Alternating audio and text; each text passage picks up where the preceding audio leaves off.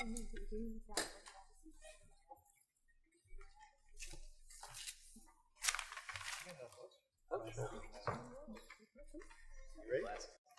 ready? This meeting of the Tyler ISD Board of Trustees was previously called to order. The presence of a quorum has been established. The meeting's been duly called, and the notice of the meeting has been posted in the time and manner required. The monthly meetings of the board are designed to conduct the business of governing the school system in public. However, this is not a meeting to interact with the public. We welcome you as guests to observe and listen. We do have a scheduled time within the agenda for the public to address the board. Begin tonight's meeting with the prayer and the Pledge of Allegiance by Mr. Washburn. Please bow your heads.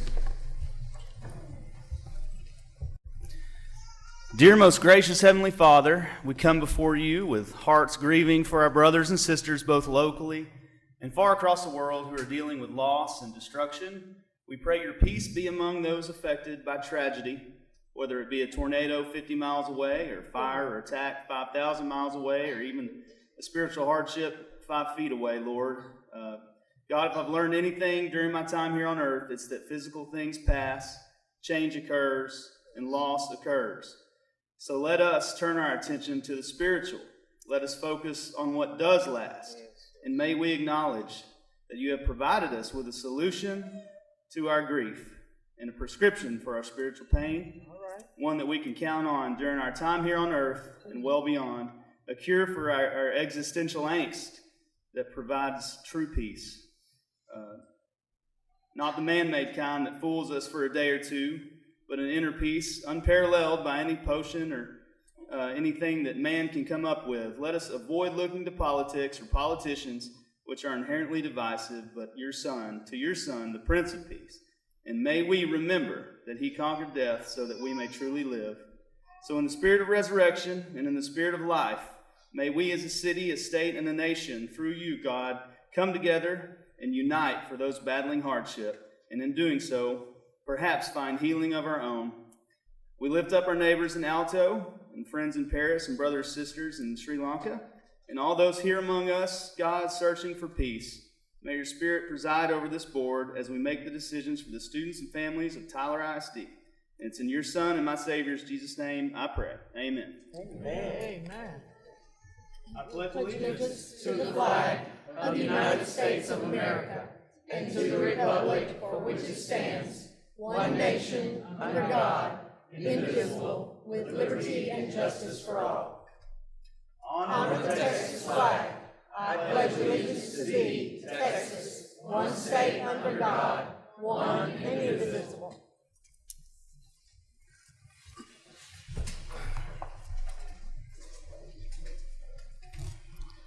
We have several items coming out of executive session. Dr. Crawford, you want to walk us through the first two? I will. 2 resignations tonight, both fine individuals, fine educators that are leaving for various reasons. But tonight we have the first one that you're going to have is Director of Guidance and Counseling, resignation from Leanne Barber. We appreciate all the work that Leanne Barber has done for this school system and the time that she's worked here. Fabulous educator. Wish her well on her new adventure. Second one we have is Bonner Elementary School Principal, recommending the acceptance of the resignation for Julie Shoemake. Julie is moving to the Houston area with her family. I think her husband's job is requiring that move, and we certainly wish her well and certainly are going to advocate for her as she lands as an administrator in the school system there near Houston. She's done a great job at Bonner this year. Their data is really trending upward, and we appreciate all the work that she's done at Bonner. Okay, then I'll accept a motion on accepting these 2 resignations. I move we accept the resignations of Mrs. Barber and Ms. Shoemake. Thank you, Mr. Washburn. Do I have a second? Second. Thank you, Reverend Mason. All in favor say aye. Aye. Opposed say nay. Motion carries. We have a motion on job abandonment.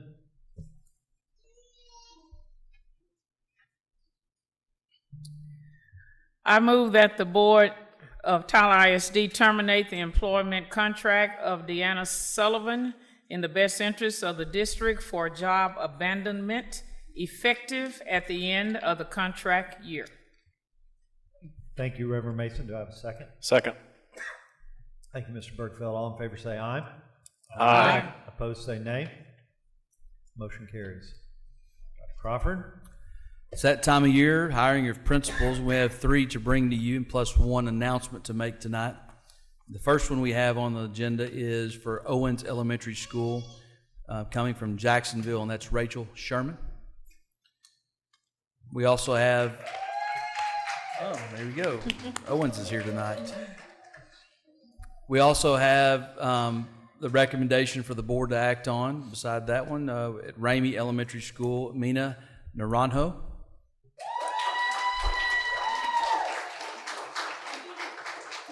And at Bonner, to replace Miss Julie Shoemake, will be the recommendation of Stephanie Burns.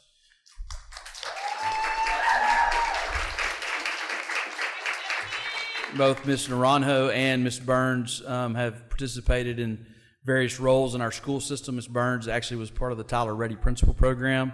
Ms. Naranjo has served as Dean of Instruction at John Tyler the last 2 years, but prior to that was the Director of Bilingual Education here in the district as well. So some grow your own talent right there that's going to be assigned a couple of schools, and then we'll have another announcement once y'all act upon those recommendations.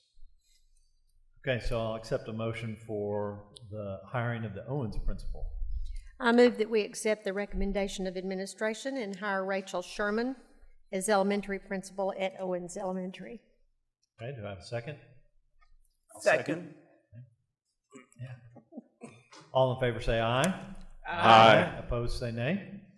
Motion carries. We have Ms. Sherman that will be coming up to the podium at this time to make a statement to the board and the public.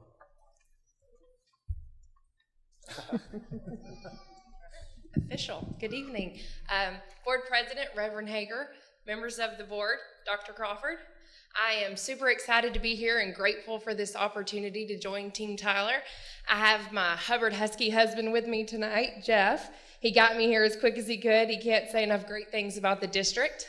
We have our daughters, Emma, Kate, and Millie, that you hear back there in the back crawling around. Thanks for everybody that's smiling at our babies. I have a son, Landon, who's also at Hubbard. He has an orchestra concert tonight. So apparently they really need their bass player, so he can't be here.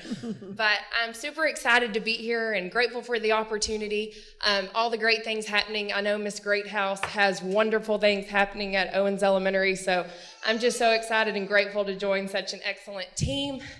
I think the thing that's most attractive to me about Tyler ISD is that it's for sure a family organization, and you sum up everything you're about in 3 words, and that's successful student outcomes. Because if we put every child every day first, then great things come together and happen. So thank you so much for this opportunity. It's an honor and a privilege, and I won't let you down. Thank you. Thank you. Thank you.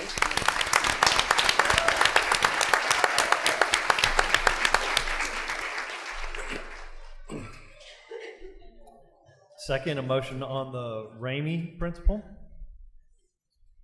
Mr. President, I move that we accept the administration recommendation to hire Mina Naranjo for the principal at Ramey Elementary. Thank you. Do I have a second? I'll second. Thank you, Dr. Nation. All in favor say aye. Aye. Opposed say nay. Motion carries. There she is. Mina. Come on up. She wanted to wait until she saw the hands go up. Yeah, make sure that it actually went forward. I've been there, Mina. First and foremost, Reverend Fritz Hager, Board President, Dr. Marty Crawford, Superintendent, and Board of Trustees, thank you so much for this honor to serve as principal at Ramey Elementary. It has been a pleasure to work here in this district and grow up professionally speaking, and also as a parent here. I have my son with me, Rafael, who is a senior this year at Early College High School. So I want to say thank you, because not only will he graduate with a high school diploma, but also with an associate's degree. So we're very thankful for that. And I also have my mother here with me, who I would not be able to do what I do had it not been for her. Also, I want to acknowledge the work Ms. Chopin has done at Ramey Elementary.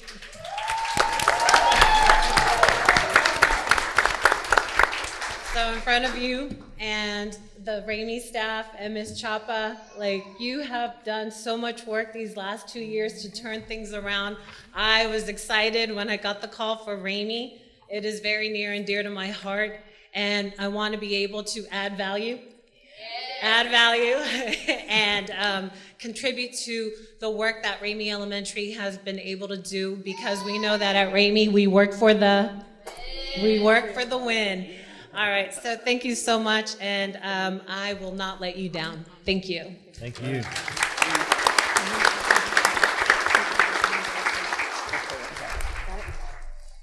Next is a motion on the Bonner Principle. Yes, Mr. President, I move that we accept the recommendation from the administrative staff to hire Stephanie Burns as the principal of Bonner Elementary School. Thank you, Mrs. Washington. Is there a second for that motion? Second. All in favor say aye. Aye. Opposed say nay. Motion carries. Ms. Burns?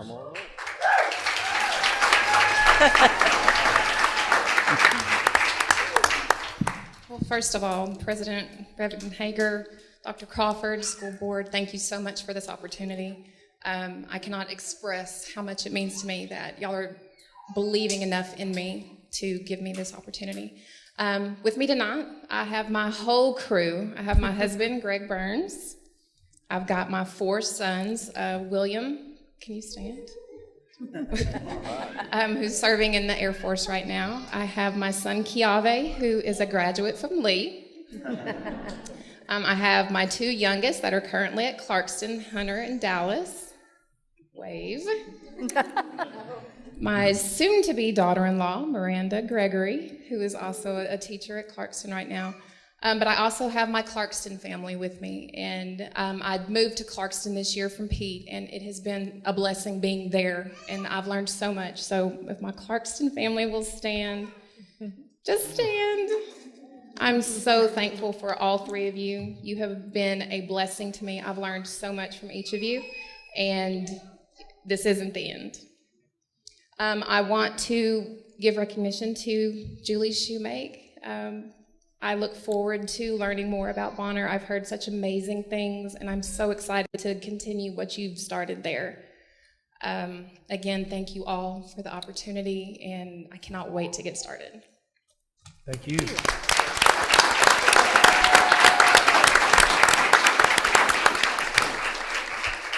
So all of those dominoes that fell and those puzzle pieces that got moved around ended up with filling the Pete vacancy, and we really wanted to make sure that we hired an experienced principal that could go in there and get things heading in the right direction academically. And we'll look no further than what's happened at Ramey with Miss Cassandra Chopin. And we'd like for her to come up, as her assignment is, since it's a reassignment, it's a lateral move from principal to principal, to actually address the board at this time and the public as well about the great things that are going to happen at Pete, maybe the great things that have happened at Ramey as well. Good evening, Reverend Hager, board, and a special shout out to Ms. Washington. And we appreciate all the work that you've done for Tyler ISD. I came to Tyler about 3 years ago, and no other than Mina Naranjo to take me on and welcome me as family. And since I've been here, I've been blessed with just opportunity. The past 2 years at Ramey were very, very special to me. I don't have family out here, and so they really became part of my Ramey family and part of my heart. We say we put students first and we solve problems together and we add value, and now it's time for me to take that somewhere else, and I welcome that willingly, as long as I have the support of the board and the support of the community, and I know we can do wonderful things at Pete. Some of the people that I've met through this district fight hard every day, fight hard for that campus, and I look forward to working with them and making great things happen. So thank you again for this opportunity, and I look forward to the challenge and bringing successful student outcomes. Thank you.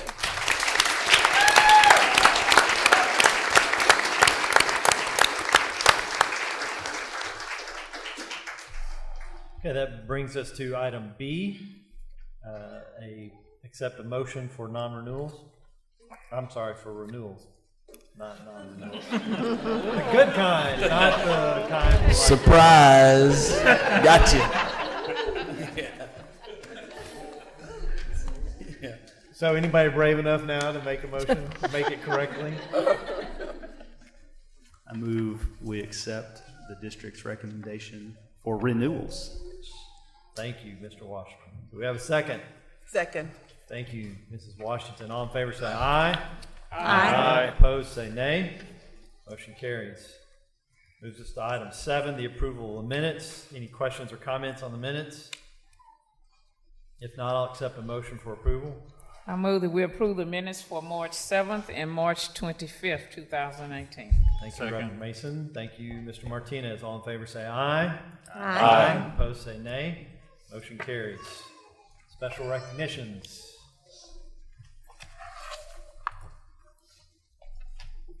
Good evening, board members and Dr. Crawford. Tonight, we'd like to begin our recognitions by announcing our April Students of the Month. Nyla Gray is a first grade student at Ramey Elementary School, and she is the Elementary Student of the Month. And Rose Rook is an 8th grade student at Three Lakes Middle School, and she is the Secondary Student of the Month. Congratulations to both of these students for their hard work and dedication. And now, if you'll please join me in watching a brief video about these two outstanding students.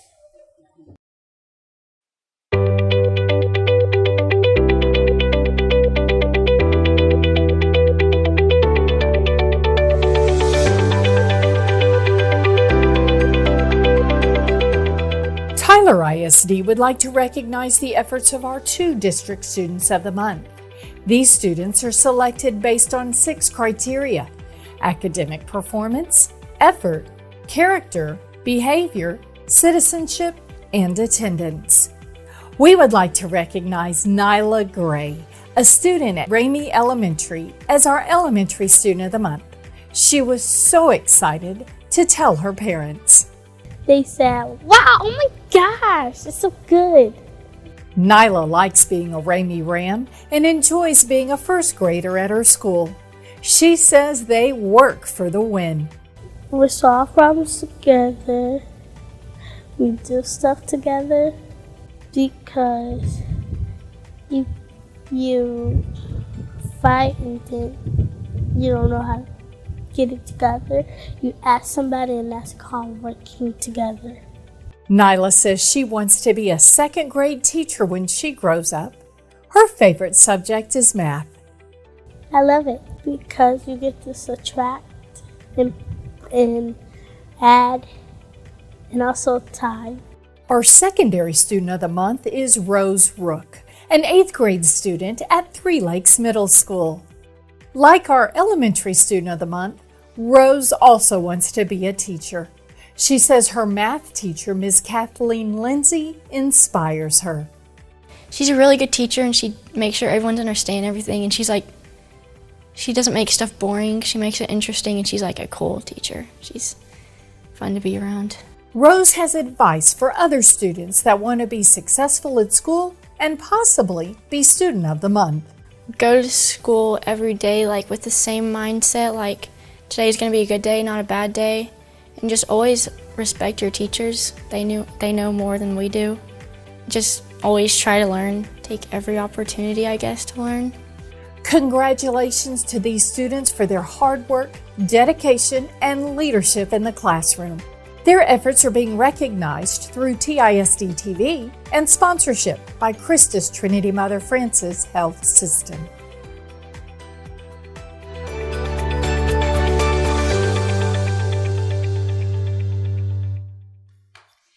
And at this time, I'd like to introduce you to Nyla Gray, our Elementary Student of the Month for April.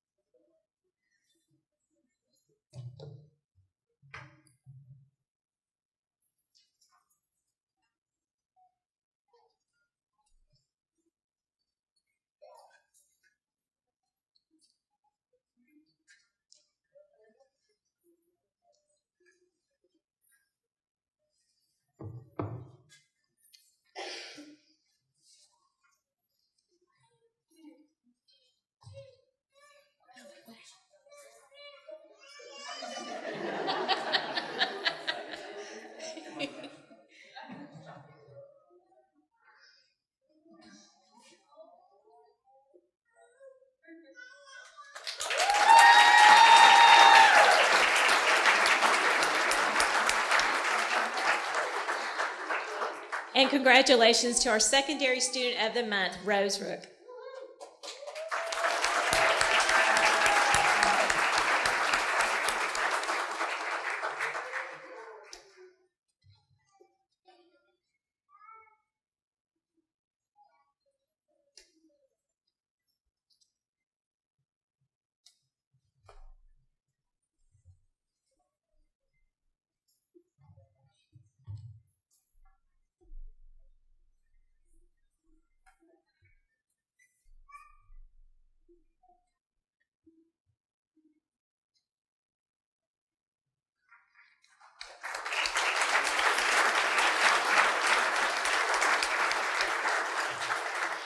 Next, congratulations to the Visual and Performing Arts Department for receiving a 2019 Best Communities for Music National Education Award. This award recognizes outstanding efforts by teachers, administrators, parents, students, and community leaders who have made music education part of a well-rounded education. Tonight we have Sandy Newton, our Director of Fine Arts. She'll accept this award as well as some of her teachers.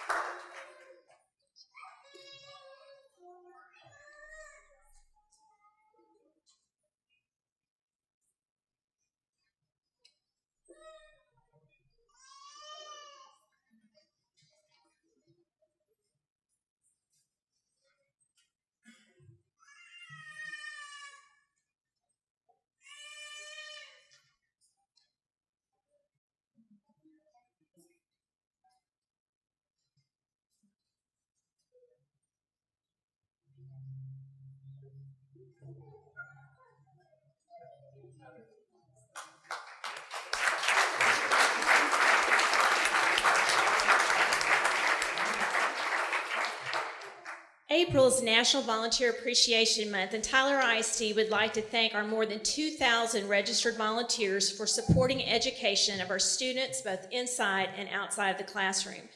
Volunteers have logged more than 18,000 hours through our Raptor system and have served countless more hours through extracurricular activities, special events, and more. Tonight, our Volunteer of the Year and Volunteer Partner of the Year were selected based on total number of hours as served, as well as a campus recommendation letter. So to start with tonight, we'd like to congratulate Miss Amy Ames. She's the 2019 Tyler ISD Volunteer of the Year for being an active volunteer at elementary and secondary levels, for serving as a leader in PTA and public school advocate, and more. Miss Ames was nominated by Caldwell Elementary School. Congratulations.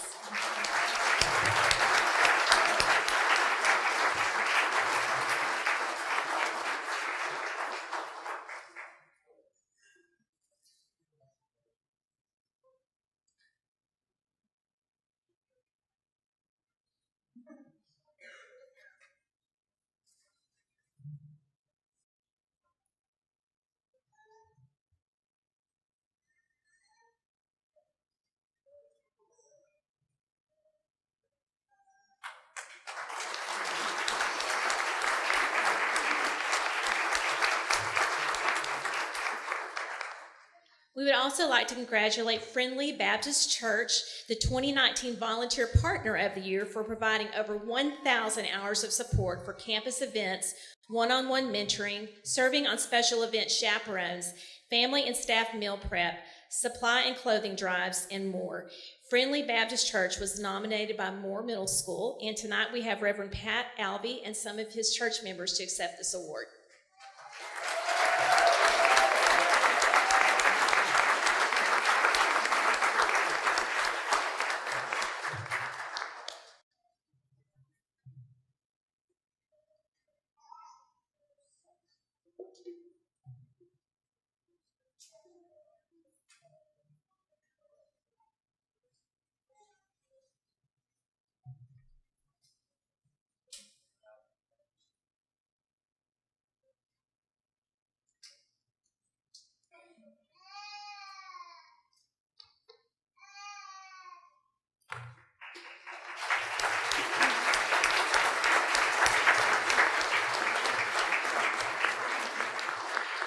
And finally, tonight, we'd like to congratulate Allison O'Neill. She's a 5th grade math teacher at Woods Elementary School for being our April Teacher of the Month.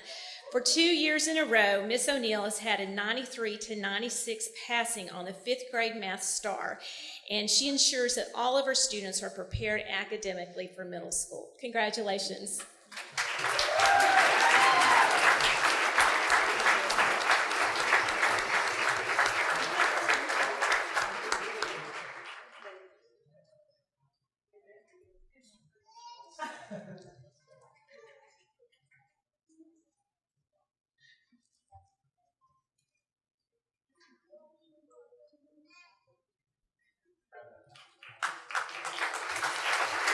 Thank you, board members. That concludes our recognitions.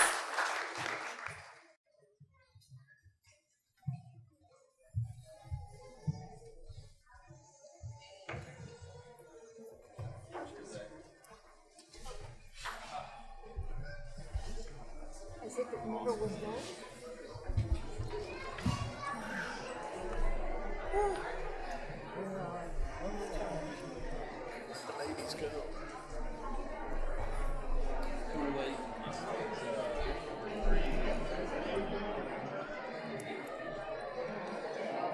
That is pretty cool.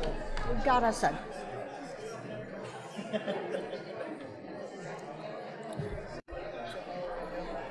Like oranges, right?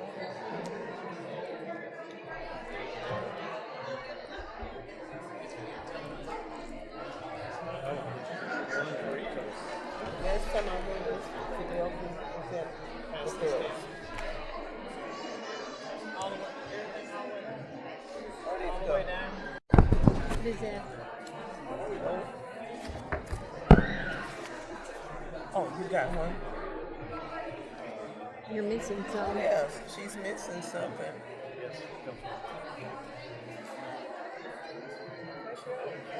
See, I've got both. I've got 2 things. Oh. I didn't get something, that's okay.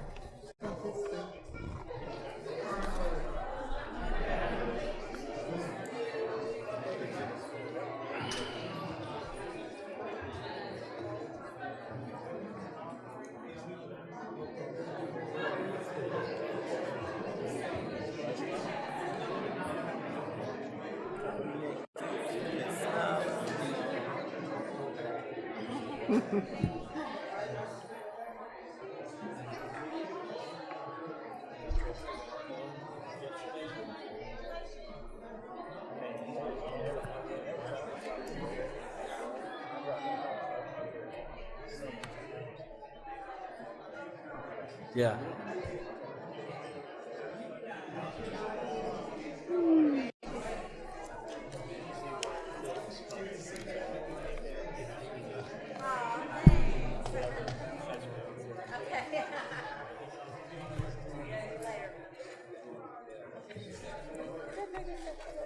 Okay, let's move on to our continuous improvement portion of our agenda to talk about successful student outcomes. Dr. Crawford? Yeah, a few years ago, we moved this to the front of our business as far as the school board goes, and today we have an opportunity to look at our Benchmark 2 update. Dr. Hanson and Mr. Sanchez are both coming up to the table. 2 assistant superintendents, one for curriculum instruction, the other for schools and school administration, including goal 1.1 for our 3rd grade reading. For those that are not familiar, might be at the board meeting for the first time, we adopted reading as our primary goal in early 2017. The 3rd graders will be on grade level by 2021. We're excited about that. So they're here to give us an update in regard to the benchmarks, which are tailored to the curriculum and projections for the STAR. Dr. Hanson, Mr. Sanchez, and Dr. Curitan, Director of Assessment and Accountability. Thank you, Reverend Hager, board members, and Dr. Crawford. We wanted to just review the data very quickly from the benchmark. The benchmark test we took in the 1st of April. So if you remember that we always take the benchmark about 6 weeks before the actual assessment. And it is a released test. that we changed some things for obvious reasons, but for the most part, it's a release test. So I'm going to review real quickly just a reminder that in this test, we look at masters, meets, approaches, and not met. So approaches, actually, just a reminder, means that the student is at grade level, but that they're going to need some interventions to ensure that they stay on grade level year after year. And then meets means that they're good to go. And then masters is usually what we look at when we talk about sort of that, what used to be called exemplary.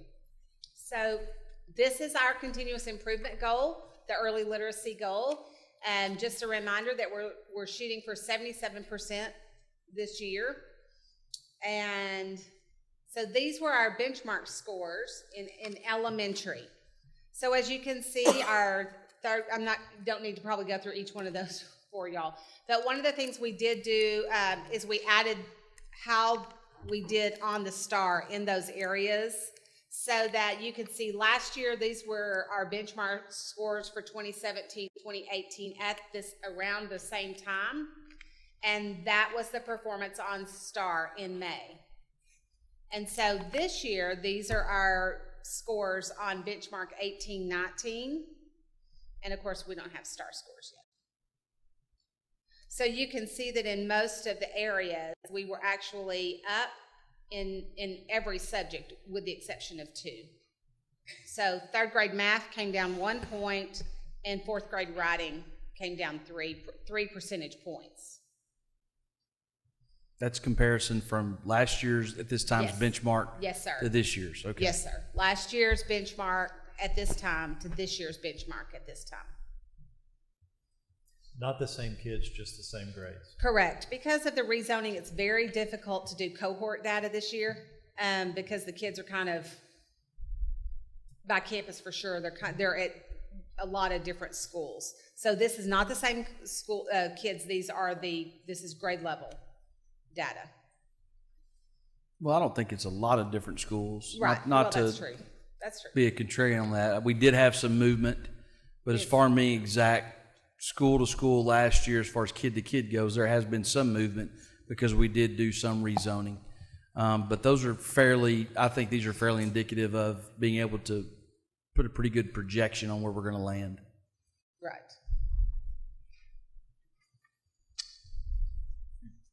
So we had a few campus celebrations. We just wanted to point out some of the celebrations in elementary reading. You can see that Austin had a nice bump in 3rd grade reading for approaches. Birdwell had a significant bump as well. Bonner did. Caldwell and Pete had a bump as well in 3rd grade reading. In 4th grade reading, Clarkston, Dixie, Douglas, Jack, Orr, Owens, Pete. There were others as well. I do want to remind the community that's looking at this, there's a sprinkling of former low-performing improvement required campuses throughout this. If you flash back, Douglas was a reconstituted school 5 years ago, and even though even Dixie was an IR campus as well. So pretty proud of these folks. Griffin was a reconstituted campus also. So feeling pretty good about where they're at right now. If you look at 4th grade math, one of the reasons that we put Griffin on there is because we just wanted you to see that Griffin really has made significant improvements in that meets category for 4th grade math.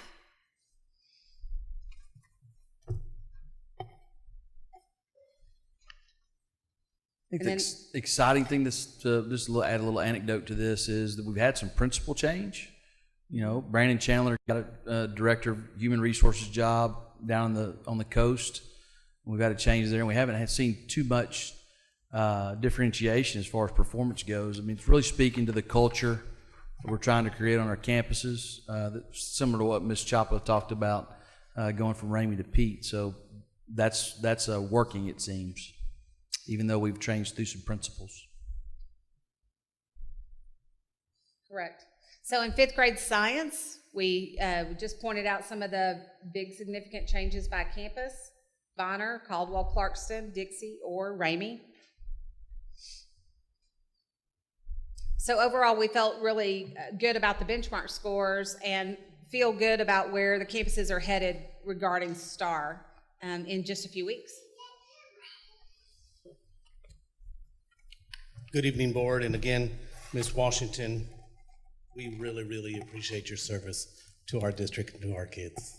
I'm going to take a look at the middle school and the high school data, because as we know, it's a continuous program for us. We just don't want them to get to the elementary level and then have a drop off when we get to the middle and the high school. And so if we look at the data, I have to switch this. As we look at the data, that also indicates there's some growing opportunities that we have, and there's some opportunities there that we have grown. And so part of this presentation, we will show you some celebrations, but we also need to acknowledge that there are some areas that we need to do some additional work on.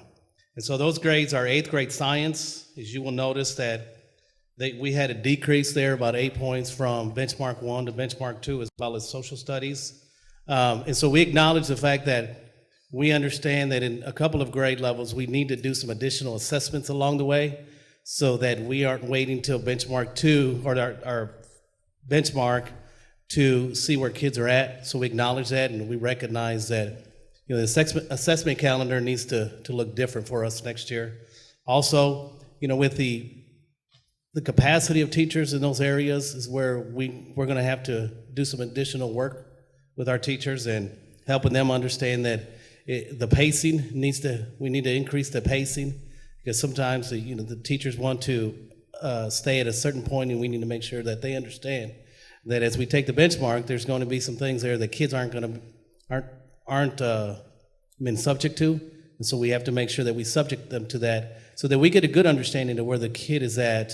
And as we look at this 6-week review going into the test, we know exactly what we need to happen. Our principals need to know what's happening, and so there's going to be some additional things that we change from an administrative standpoint at the middle school level to ensure that kids are successful along the way, and so we don't get any surprises. And we all understand that one of the things that Dr. Crawford has indicated and expected of us is that there are no surprises. And so we've got to do a better job from that perspective, that when the scores comes out, there aren't any surprises. And we've done everything we could to ensure that kids and teachers had everything they need to be successful. So as we go on to the algebra, again, we will recognize that Bolter had 100% of their kids passing the algebra.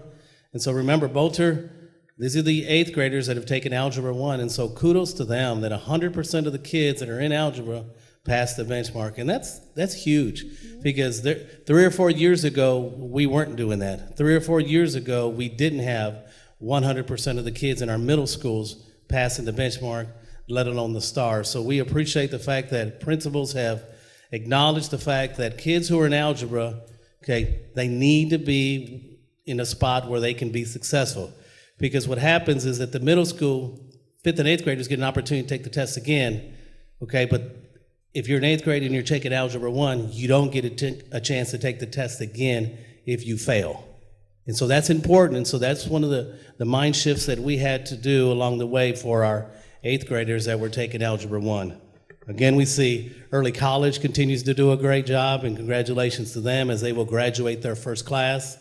John Tyler, kudos to them as they continue to move the needle to academic success. And then we have 3 Lakes, who also is doing a great job in making sure that kids are where they're supposed to be, sitting in the seats and being successful. The next one we have is our 7th grade reading. Again, our Bolter continues to lead, in what used to be a very difficult school, and still is sometimes, and we understand that. But kudos to Ms. Hinton and what she's doing with her staff over there and her teachers and helping kids believe, not just believe, but see that they can be successful. We have Hogg, the new principal there as well, continuing to carry the torch. Hubbard with Mr. Sherman, and we appreciate the fact that we have the whole family now. And so I guess between Hubbard and Owens, we're going to have a knockout 2 schools right there. So I think some of these other schools, if they have spouses that are doing well, maybe we need to bring their spouses. These 2 are going to do just as well as the other ones. And so 3 Lakes, again, we appreciate that community embracing the academic success. Then we look at our high schools in totality, in their success, as we look at some of the areas that we still struggle, is going to be in English 1 and English 2. And we talk about what are some things that we can do differently to equip them and to give them some additional resources, some additional training, maybe change up the classroom a little bit because, 54 and 59 and 50, at some point, that's just not going to be good enough anymore. And so we acknowledge that. We're going to be really honest with each other and say, there's an area that we need to improve on. And so our principals are aware of that. Our teachers are aware of that. And having a freshman in high school, he's aware of that as well. And so, it goes down to that level of understanding that we have to get better at English 1 and English 2 at our high schools. Okay, there again, English 1, early college, and Lee. Dr. Dan out there continues to do a great job, continues to lead that campus. Again, in Del Sena and leading early college, doing a great job. Appreciate the A school that she's leading out there. U.S. history, I joke about this, and Dr. Crawford doesn't like it when I do this, but I always appreciate U.S. history because I tell people history doesn't change. So once you learn it the first time, I think you're going to be okay. But we know that it's more than just that. We know it's about being able to understand 2 times or 2 regions and be able to formulate some type of response behind that. So again, John Tyler continuing to do a good job on benchmarks on that, and then Lee. Okay, and so here's our performance data when it comes to domain 1 and our wonderful dotted line. And so if they're above the dotted line, see a lot of elementaries on the above the dotted line, a few secondary below the dotted line that we'll need to continue to work on. And the ones before the dotted line, though they're close to the dotted line, they're below the dotted line, and we don't want any of them to be below the dotted line. And so that's our goal, and that's our charge. Any questions for us? The writing seemed to be particularly low. What does that entail, and tell me some of the things y'all are putting together to address that? Well, the writing entails 2 things. It's a writing prompt that the kids respond to, and then there's also the revising and editing piece. And so we have 2 different things going on. The revising and editing at the 4th grade is a very difficult part, and we have not done well on it. And so we're putting some things in place. Our new adoption addresses some of that, which I'm very excited about. And then the writing piece, we're bringing in a new writing system next year. We're going to retrain every 4th and 7th grade teacher related to the writing process, and it'll be the same for 4th and 7th. And then we'll move, yes. And then they're changing the writing test in 2020-21, that the test will be completely different. And in fact, there's a good chance, we're not even sure it'll be just 4th and 7th grade. So we're bringing in people to help for next year for 4th and 7th, and then once we know more what that test will look like, we'll know more how to proceed from there.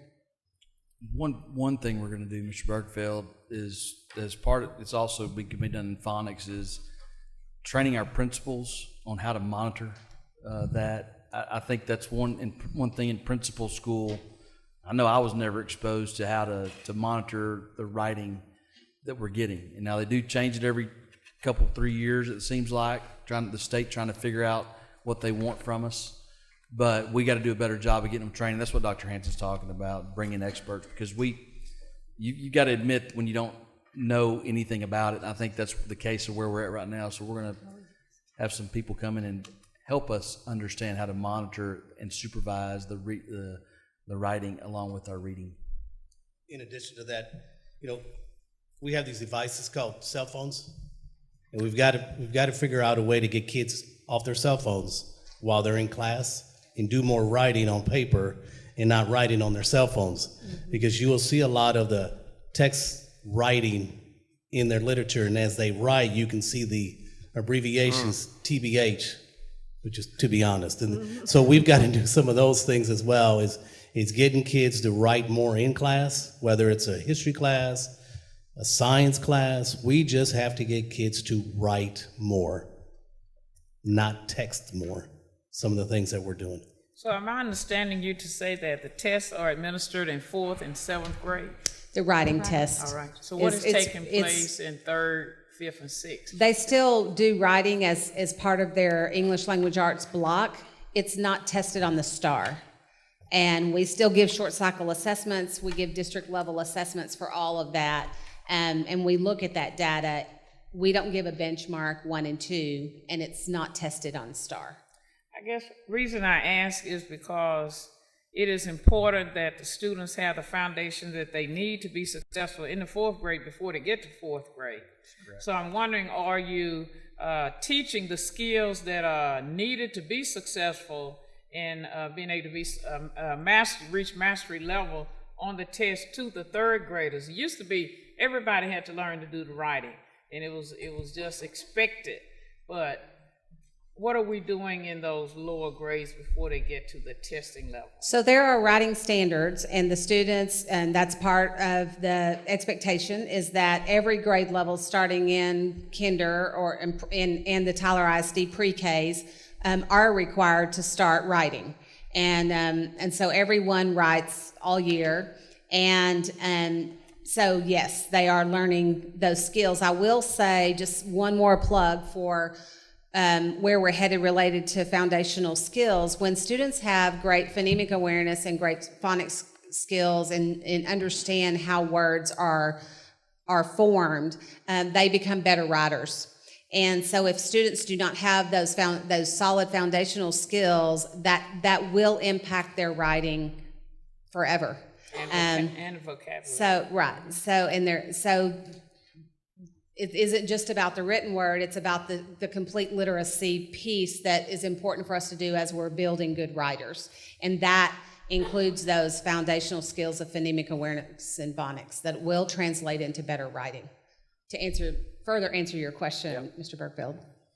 Well, it seems like at times we rush out here to put this fire out, and then another one starts up over here, and then we're like, oh, we got to go fix this, and then something else comes up. But now I get it, and it's not easy with these kids. I've got one in my house that I can't read his writing, so I'm not saying, that it doesn't hit close to home, and we've tried, and but it didn't seem to be as big of an emphasis at that time when he was going through on writing, and we didn't do a good enough job at home. So I'm glad to see that y'all are. I do think it's important, for kids to learn how to write. In life, you need to be able to. So there's triage that we have to do for 4th and 7th right now. I mean, there's some rush to support that, but as we're redesigning what we're doing our reading in, especially with phonics. I really think I'm a true believer in the kinesthetic piece of learning cursive to go along with phonics, learning that as well. And I'm really hoping that that's something that it's in our curriculum.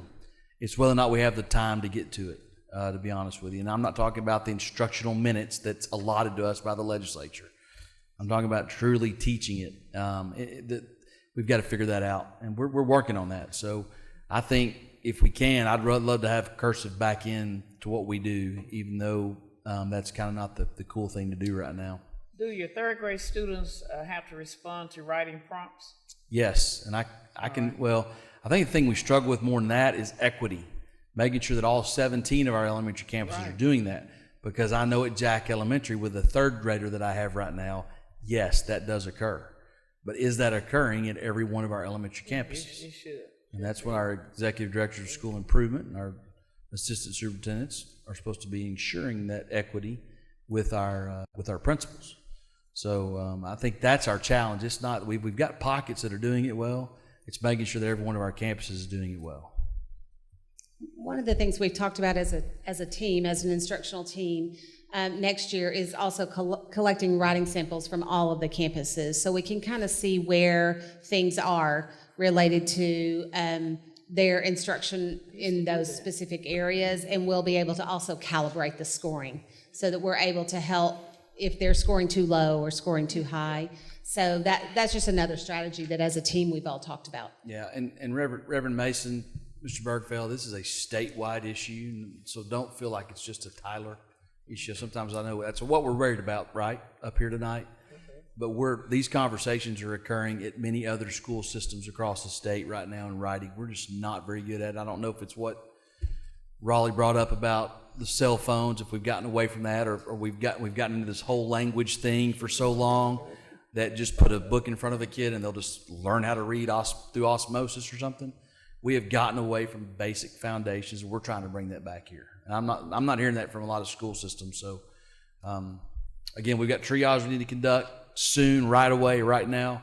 But I think systemic, we've got to make this something that becomes just part of the culture, instructional culture of the district. So it's a gift to give a kid the ability to write well, for their career. I mean, it's just critical to communication, So I know we're trying, but it truly is a gift to know how to write well.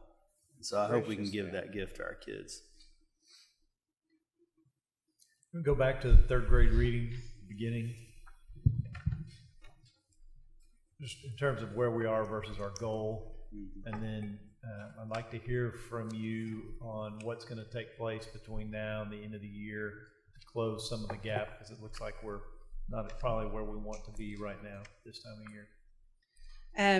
Right, so the third grade reading actually is up, from last year at this time. So we feel really confident as far as our third grade reading and the STAR scores. Is that what you're asking? Right. So as we're out there anecdotally, Reverend Hager, as we're out there working with students and as the principals and SIOs are out there working, we know that the students are doing very well in third grade reading. So we feel really confident about those STAR scores this year in third grade. Raleigh, run back to the very first slide. Very first one. Nope. All the way to the front. Right there. So everything above the red, the state says is passing. I want to make sure that we publicly state that as far as passing state standard. They don't give those labels to school systems, but whenever they score us, everything above that red is passing. Now, it's not at the college readiness level. We'd love to have that. That's more up towards the masters, somewhat meets. But I just want to make sure everybody in this room understands that per the state test that we're graded on every year, where we receive our accountability ratings and a letter grade and a number to go along with that, where we had a 78 last year, that good old 2.75 GPA, approaches, meets, and masters indicates passing on the STAR test. There's been some debate about that out there, about Lexiles and where those all fit in there, about grade level, okay? But as far as when we get our grade this year, it's with those three, okay? And right now, we're anticipating at third grade level, we're at what, a 75% clip? Is that what we're thinking? Third grade, we were at 70 last year. Is that what you were 70 asking? last year, yeah. But we feel pretty good that 3/4 of our kids are going to be labeled by the state of Texas as passing. Yeah, so last year benchmark approaches was 59. When it came to the STAR, we gained 11 points, right? Got to 70, so Yes, we're at sir. 66 now. In theory, if we replicated that and gained 11 points, we would hit our target for spring of 2019. Furthermore, when we were listening to the commissioner a few weeks ago talk about what approaches, meets, and masters means, he was talking about approaches as far as college readiness. And not that approaches is grade level, but they're talking about college readiness. And so when it says likely to succeed with targeted academic intervention, that means likely to succeed with college readiness related to if there are targeted interventions. So the approaches, the way he explained it to us, what is grade level, but the labels were intended to project a student's college readiness in third grade. And so basically what it means is the student's on grade level and they are likely to achieve college readiness if we do targeted academic interventions. Any other questions or comments on this item? Do we still do vertical teaming in our district? You mean at the elementary and middle school? Yes. There are a lot of vertical PLCs that happen, professional learning communities that happen, and vertical staff meetings that happen, so that a fourth grade teacher is able to communicate to the third grade teacher what would be helpful for students to know. We do a lot of that type of work. The school improvement officers facilitate a lot of that. 6 works with 5th grade, or 5th grade works with 6th grade. We do more of that during the summer, Reverend Mason, than we do during the school year.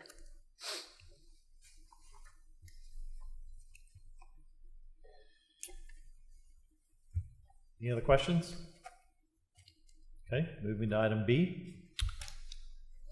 Item B is pre-K through 5. Where y'all going? I was thinking some of the same people would be up there. Yeah. The literacy Raleigh, update. where are you going? Stacy Pineda. Okay, there we go. All right. Mr. Bitter, Dr. Davis. Pre-K through 5 pre-K through 5 literacy update, providing you an opportunity what this summer is going to look like, along with some of the other corrections that we're making in regard to phonological awareness and phonological awareness and phonemic awareness and phonological awareness, phonological concepts. There we go. Okay, we're learning. Remember, we're walking in this thing that no one knows what they're doing with phonics. I say that tongue in cheek because we're learning every day what's going on. So I'm going to turn it over to Stacy Pineda. She's our director of pre-K through 3 early literacy, and then Dr. Hanson, and then Mr. Sanchez again. Good evening, the board and Dr. Crawford. Thank you so much for this opportunity to share some of the updates that we've done to the literacy plan based on things that have gone on this year, and then knowing that we want to improve our data and have successful student outcomes. So the first thing is always going back to that goal number 1, which is that we want by the end of 2021, 85% of our third grade students reading on or above grade level. And when we look at that now, we know that there had to be some changes in our plan. And what we decided to do is we went back to really kind of the basics in reading and really kind of thinking about those foundational skills and the things that were grounded in research. And so we developed a plan for how we were going to roll out, really kind of with teachers, the science of teaching. So really going back to the science of teaching and the art of teaching. So what that looks like in theory, but then what that also looks like in practice. The other thing that we considered was how we were going to support teachers in implementing that plan, and what that would look like in their classrooms and in their instruction. And then the third thing that we talked about was really one of those things about how do we support our community? How do we mitigate the summer slide? What were some of the things that we could put in place this summer that would help our kids? There's a lot of research that says your kids go back a year during the summer, and we really wanted to address that and give parents an opportunity to be educated on what to do at home with their students. So the first thing that we looked at were really kind of the literacy plan components, and we knew that the foundation of a successful plan was the leadership behind that. So we developed three teams to help support this plan moving forward, and that was the superintendent instructional leadership team, the SILT, a campus instructional leadership team, and then how we as a curriculum and instruction department would be able to support the leadership teams and what was happening with administrators and teachers on campus. And then we also considered what things were changing next year.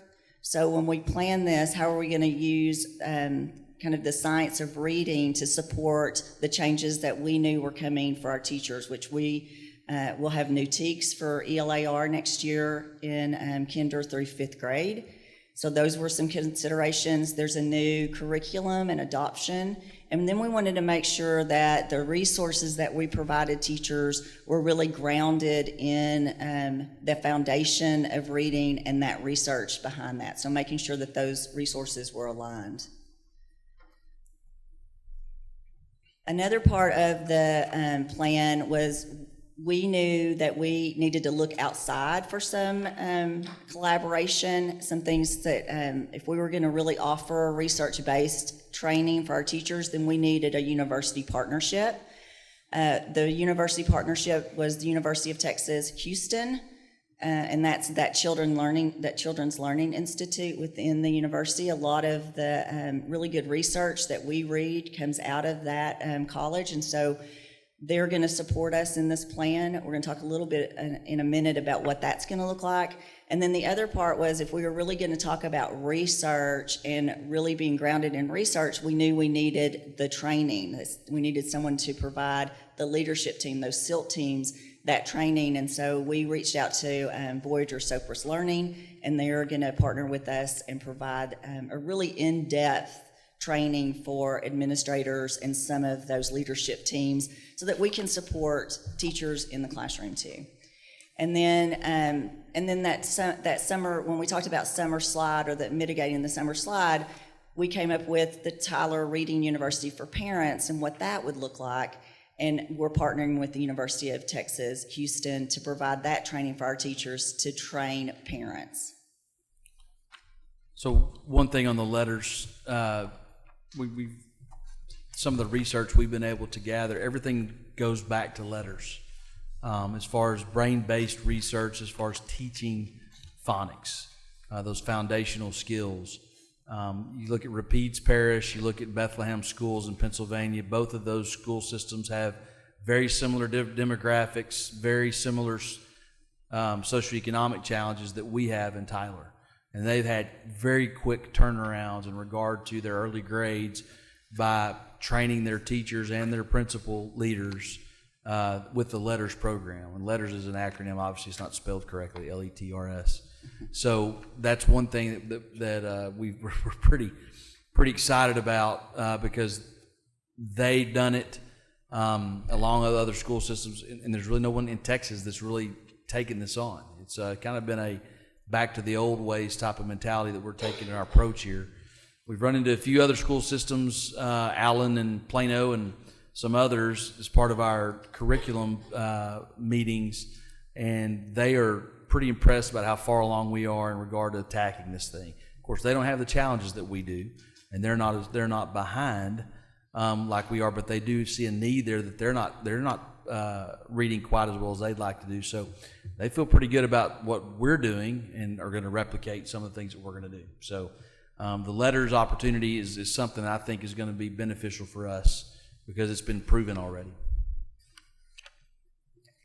So we looked at the sustainability for this particular plan. A lot of things come and go. I think we've talked about that before too, but really thinking about how are we going to roll this out over the course of years. It couldn't happen in 1 year. How are we going to sustain everything that we did in year one, in year 2, 3, 4, and on?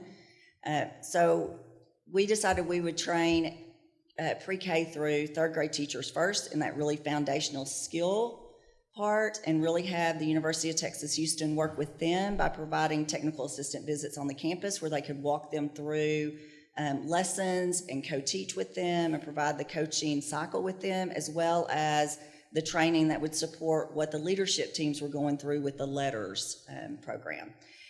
So that would happen that first year for pre-K through third grade. Then in year 2, 3, and 4, we would move that in. We would onboard new people, and then we'd move that on up to fourth and fifth grade.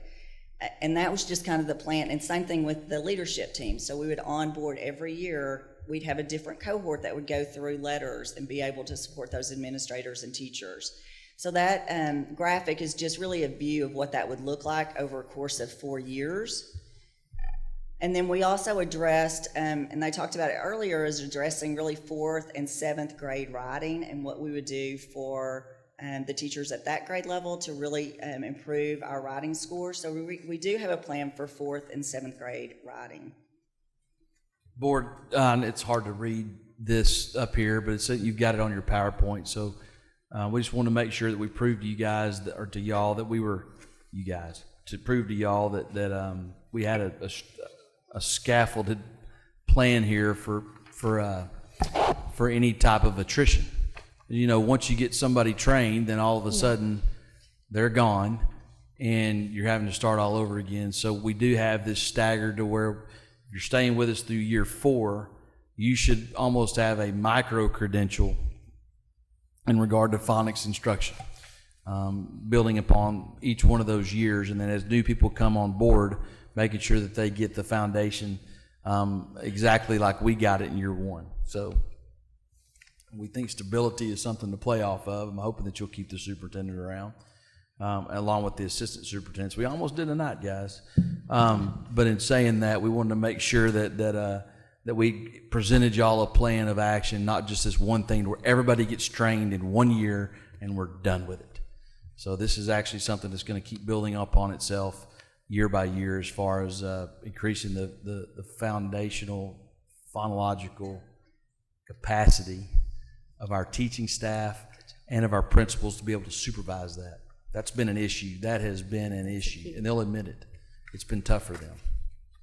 I will say that we looked at a lot of different models as regarding how this would look. Some of the models looked at training only kindergarten teachers and then progressively moving forward, and then next year training first grade teachers. And we just didn't feel like that was going to give us the biggest bang for our buck in the amount of time that we have. So we are training pre-K through 3 leadership teams and then some teachers, so that we're infiltrating every grade level at every campus. And then progressively we will train more teachers. So the letters program is going to stay at the leadership level at the district, and then the campus improvement team, or the CILT for the campus, the CILT, the campus instructional leadership team does consist of the principal, probably consists of master teachers if they have an English language arts background, and a teacher, minimum of 1 teacher per grade level, pre-K through 3. And then we also will be opening it up. We'll have some spots that we reserve for teachers to volunteer. Other teachers could be a 4th grade teacher, a 5th grade teacher by application. So we are going to have teachers that are in the classroom trained on the letters. And then so in the next year, if a teacher was new to the KILT or the SILT, they would need to be trained. There's SILT Yes. and there's SILT. There's SILT and there's SILT. And people who know phonics could tell you why that happens. So those new teachers then that would come on to the CILT would then be trained through letters Yes, sir. in 1 year, or No, 2 years? the first year we're going to do modules 1 through 4. And then in the second year, we'll do modules 5 through 8. And that would include much of the cabinet, principals, so leadership and teachers. And then the teachers who join the campus instructional leadership team newly would probably do 1 through 4 in the first year.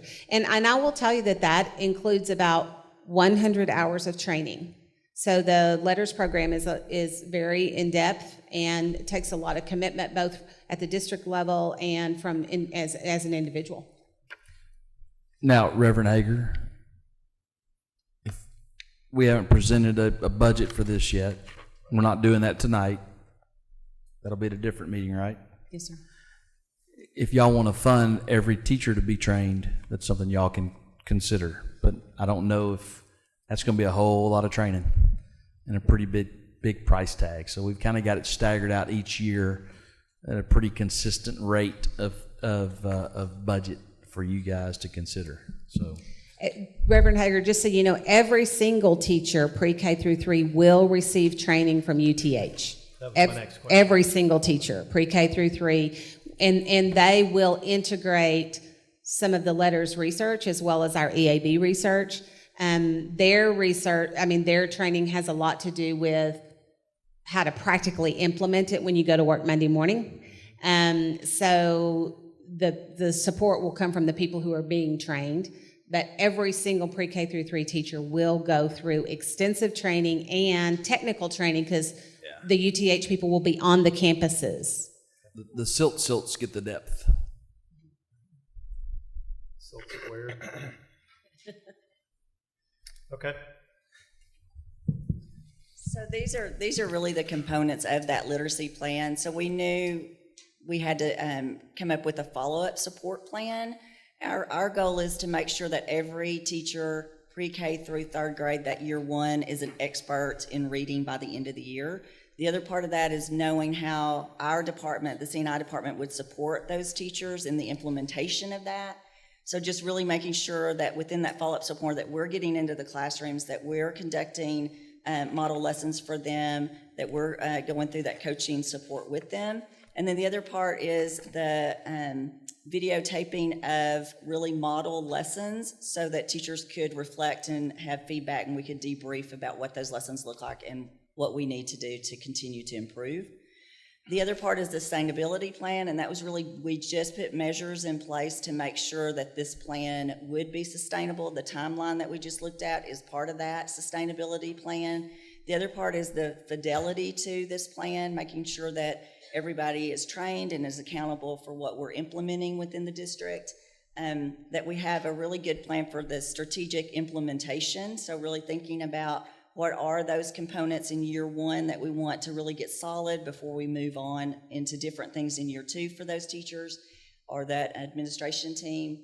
And then the really being able to support within the sustainability plan what was already happening at campuses and supporting the culture that was already in place for those campuses. The accountability plan, that really comes down to the leadership team, the administrative team on the campus, putting in place some look-fors, kind of snapshots of what each one of the components that teachers were being trained on would look like in classroom practice. So principals would have kind of a look for observational tool when they went into classrooms. This is what the teacher's doing. This is what it sounds like with kids. And that was really kind of a request from a lot of the administrative team. And then that parent engagement plan, which is, I talked a little bit about that, is where UTH will come in and we're going to train teachers from each campus. The 17 campuses. Teachers are a employee. It could be a master teacher, somebody from that campus. And there are 6 modules for training that they would go through and then be able to turn those around to parents on their campus or within their area during the summer. So there'd be 6 sessions that parents could come to. It's like oral language development. There's one on what do you do, how do you teach your child when you're doing a read aloud, listening, just how to listen to your child, those kinds of things. There's 6 modules that would be included in that teachers would be able to turn around at those campuses. And that's just parents. There's another component on the community side of it that we'll be rolling out as well in regard to, if you're a mentor for Gospel Village, just reading to your mentee, that's not going to cut it. We need some of those phonological practices to be shared in those mentoring times. So when Mr. Washington's mentoring someone, he's actually going through some of the phonological practices. We're going to provide the training to those mentors if they'll take it. Yeah, with that East Texas twang, and then same thing on Boys and Girls Club. We've talked about how the after-school programs that we have. It's great that they do have some of the opportunities for homework to be accomplished. You make them go run off some steam. They get an opportunity to maybe have something to eat. But during the instructional time of that, are there opportunities where we can actually utilize some of that as well? And what can the churches do to help? They've been asking, and I think we're finally on the cusp of bringing something to the community in Tyler where they can help us, especially in regard to the phonics instruction. So we'll be rolling that out to different from the actual parent engagement tool that the C&I department's going to be using. I've got Dawn and her team are searching nationwide for effective practices in communities to help with this. I think there's some that are out there that we're going to replicate. I'm very pleased with all of this. Can you talk just briefly about intervention and any changes you have to intervention and any changes in the assessment area that you're considering? I can talk in generalities about that. We're still doing a lot of work as far as bringing stakeholders in and letting them see some things and have some input.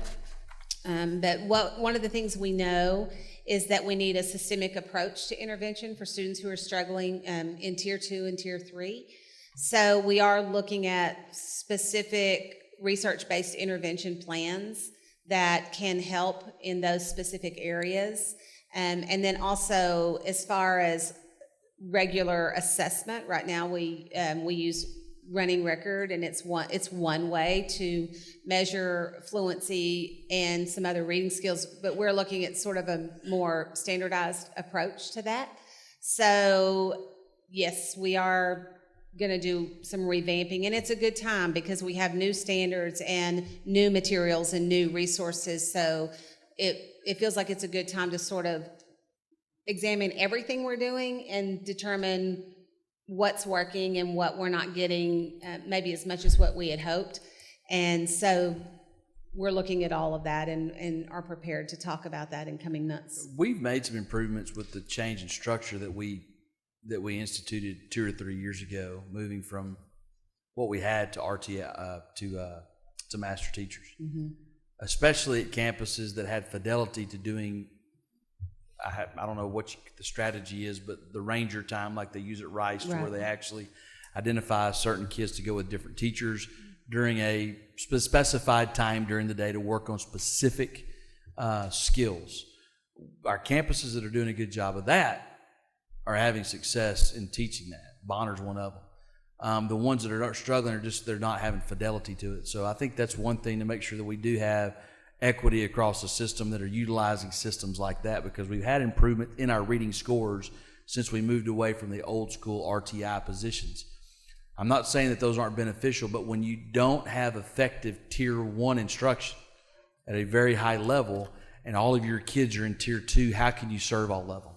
So we're really focusing on Tier 1 instruction, making that quality so that when we get to that RTI, which doesn't just have to be with a different teacher, it just has to be a system that has fidelity to that system with equity, that when you get into Tier 2 and you get into Tier 3, that it's not overwhelming your system so much because you've got so many kids in there because your Tier 1 is so poor. That was the case. We are seeing some improvements in Tier 1 instruction. We think that this is probably going to help even more. So I'm not ready yet to bring back some of those. Now, I will tell you this. Some campuses may have a need for some of that. And it'll be up to those principals to talk with their school improvement officers to see if that's something that they think could be effective in bringing back some specific support.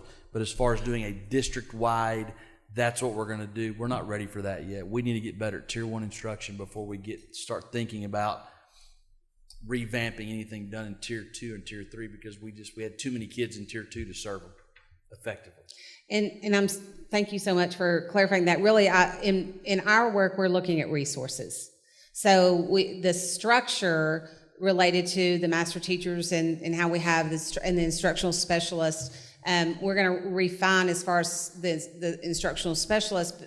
We're really looking at resources. Do we have a systemic approach related to the resources that we offer for teachers to use and for students to have advantage of? That's really where we're trying to determine, are we spending our money in the right places on resources that hit those levels of intervention so that teachers have access to them.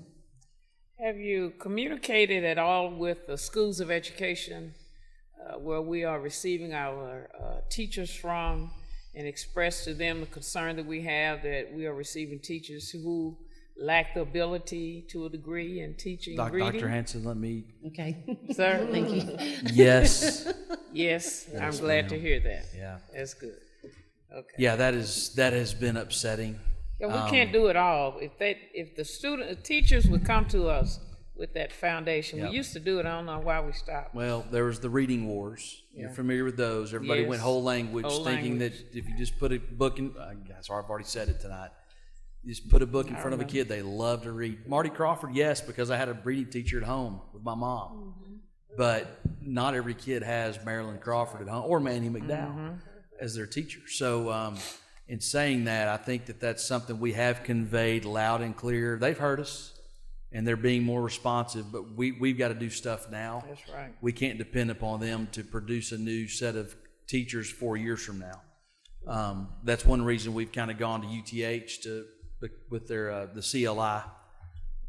Tell me what the Children's Learning Institute. They really focus on brain-based research and science about how kids learn how to read, and that's why I guess they sprouted out of UT Austin. Is that correct?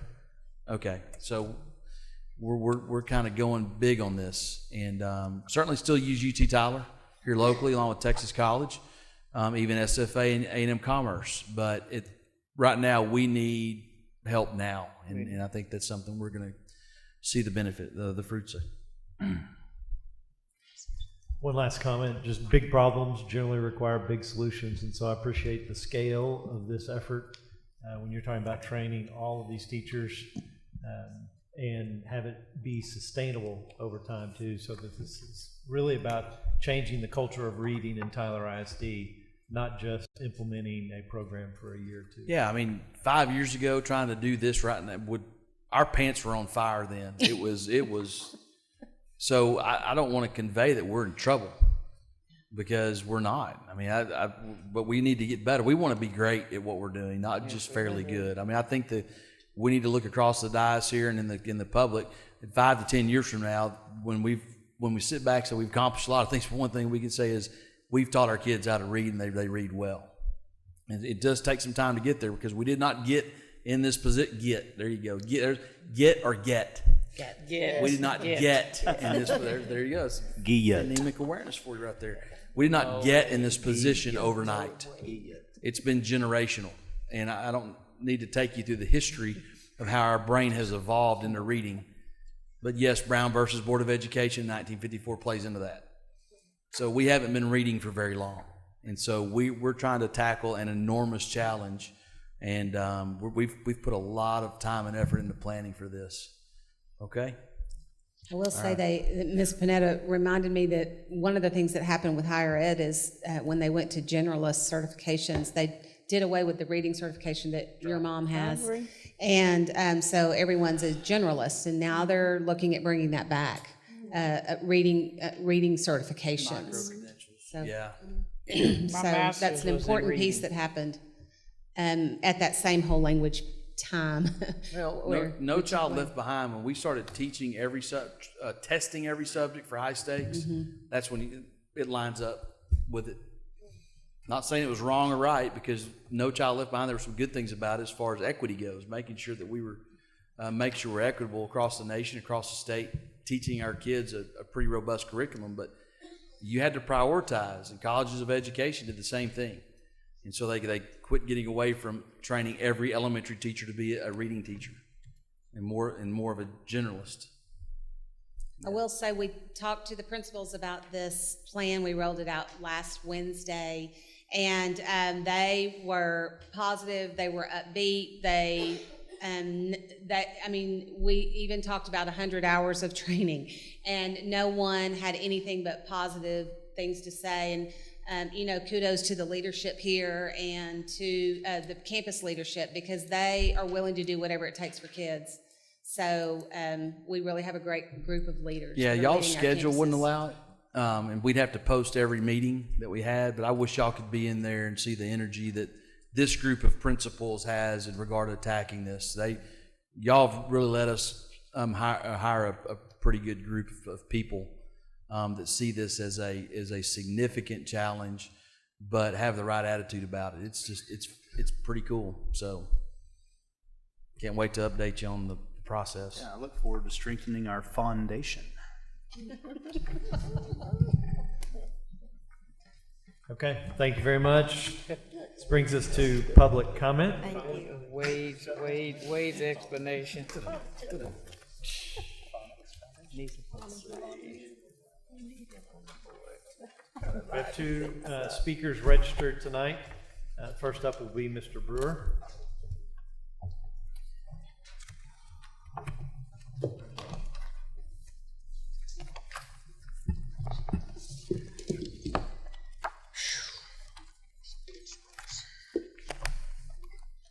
Well, thanks again for this opportunity, and maybe, hopefully, I have a old-time suggestion that might lead to some immediate improvements.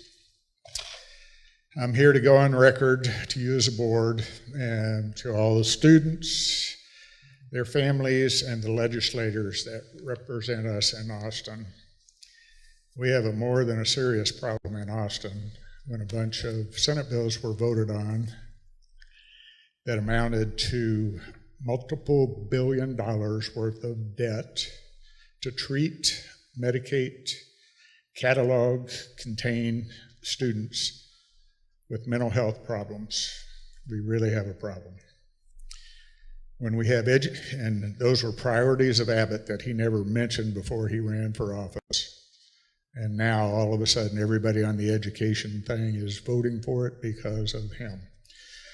When we have educators and legislators that don't know the reason our state's united or know the precautions and guarantees they incorporated in our founding document, we have a problem. When we have students from one of our high schools that calls the school's namesake a murdering racist, when in fact that namesake was one of the finest gentlemen to ever walk the face of the earth, we have a problem. That's with history. When we have a Supreme Court that benefits from Moses, the Ten Commandments, and prayer every time they meet, and yet deprive our students of these same blessings, we have a problem. When we have a House and Senate, each with a paid chaplain, prayer, and again, Moses and the Ten Commandments, and yet deprive our students of these blessings, we have a problem. When we have this body and every elected body in the United States that opens each of their sessions with prayer, and yet we deprive our youngest generations of students who will, soon enough, be occupying your seats to do those prayers. When we deny them those blessings in their education, we have a problem. When we have high school electives, Bible classes, that are available for every public school student in Texas, and nobody in Smith County or in this district is taking them, we have a problem.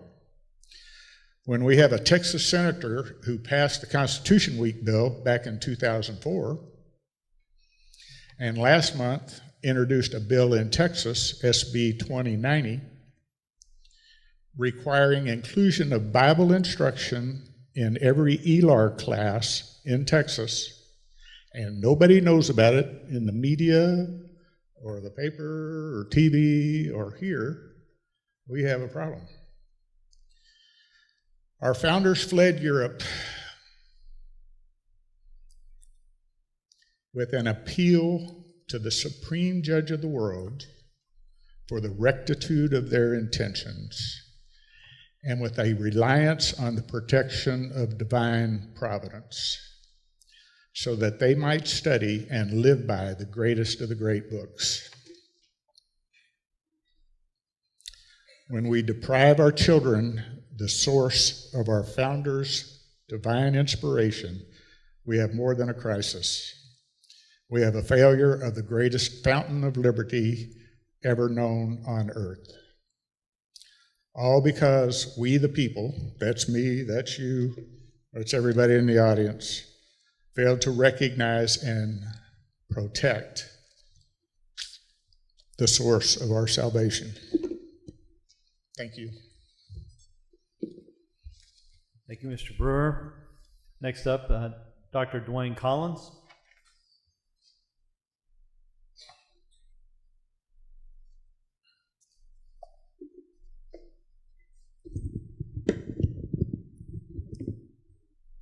Thank you, Board, for giving me the opportunity to come to you tonight. I'm representing the Texas Public Policy Foundation. I'll tell you about that organization here in a second. But first of all, I want to give you a little background on myself so you'll understand my passion for education. I'm a product of public education. I come from a family of educators. My sister's a lifelong public school teacher.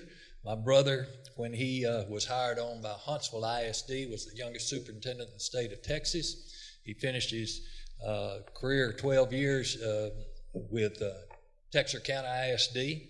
I myself was a board of trustee of what was, when I was in Houston, what was then North Harris County Community College, and laid the foundation for what is now Lone Star College, the largest community college in the state, with 5 campus locations. So that gives you just a little idea of my background with public education.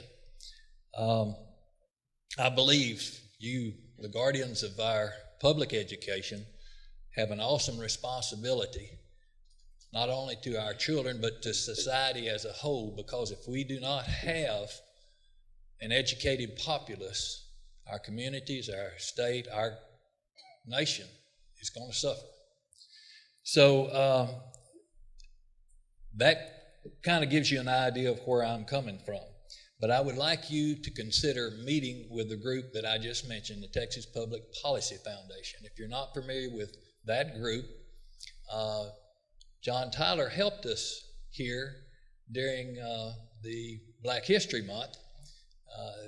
This organization put a Black History Month event together at the Van Zandt County, Smith County line at the Roseland Plantation.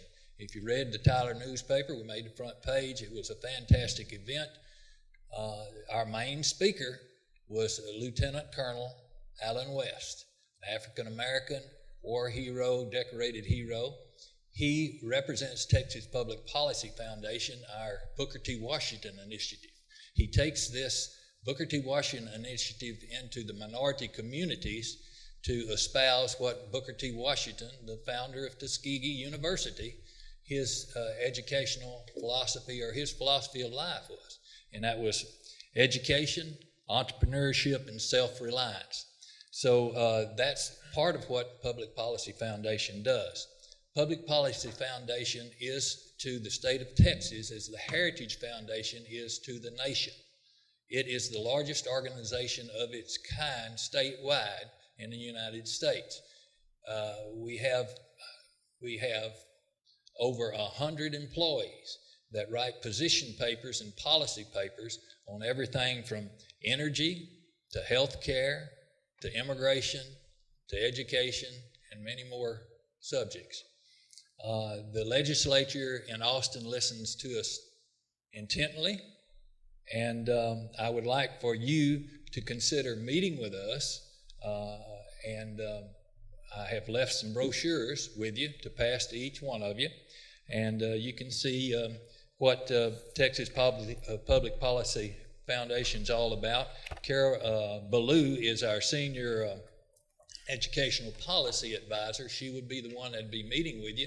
We'd also bring along someone from the TEA to that meeting and discuss education. We'd also bring you an update on what's happening in Austin with our legislature and what they're doing to or for our educational system.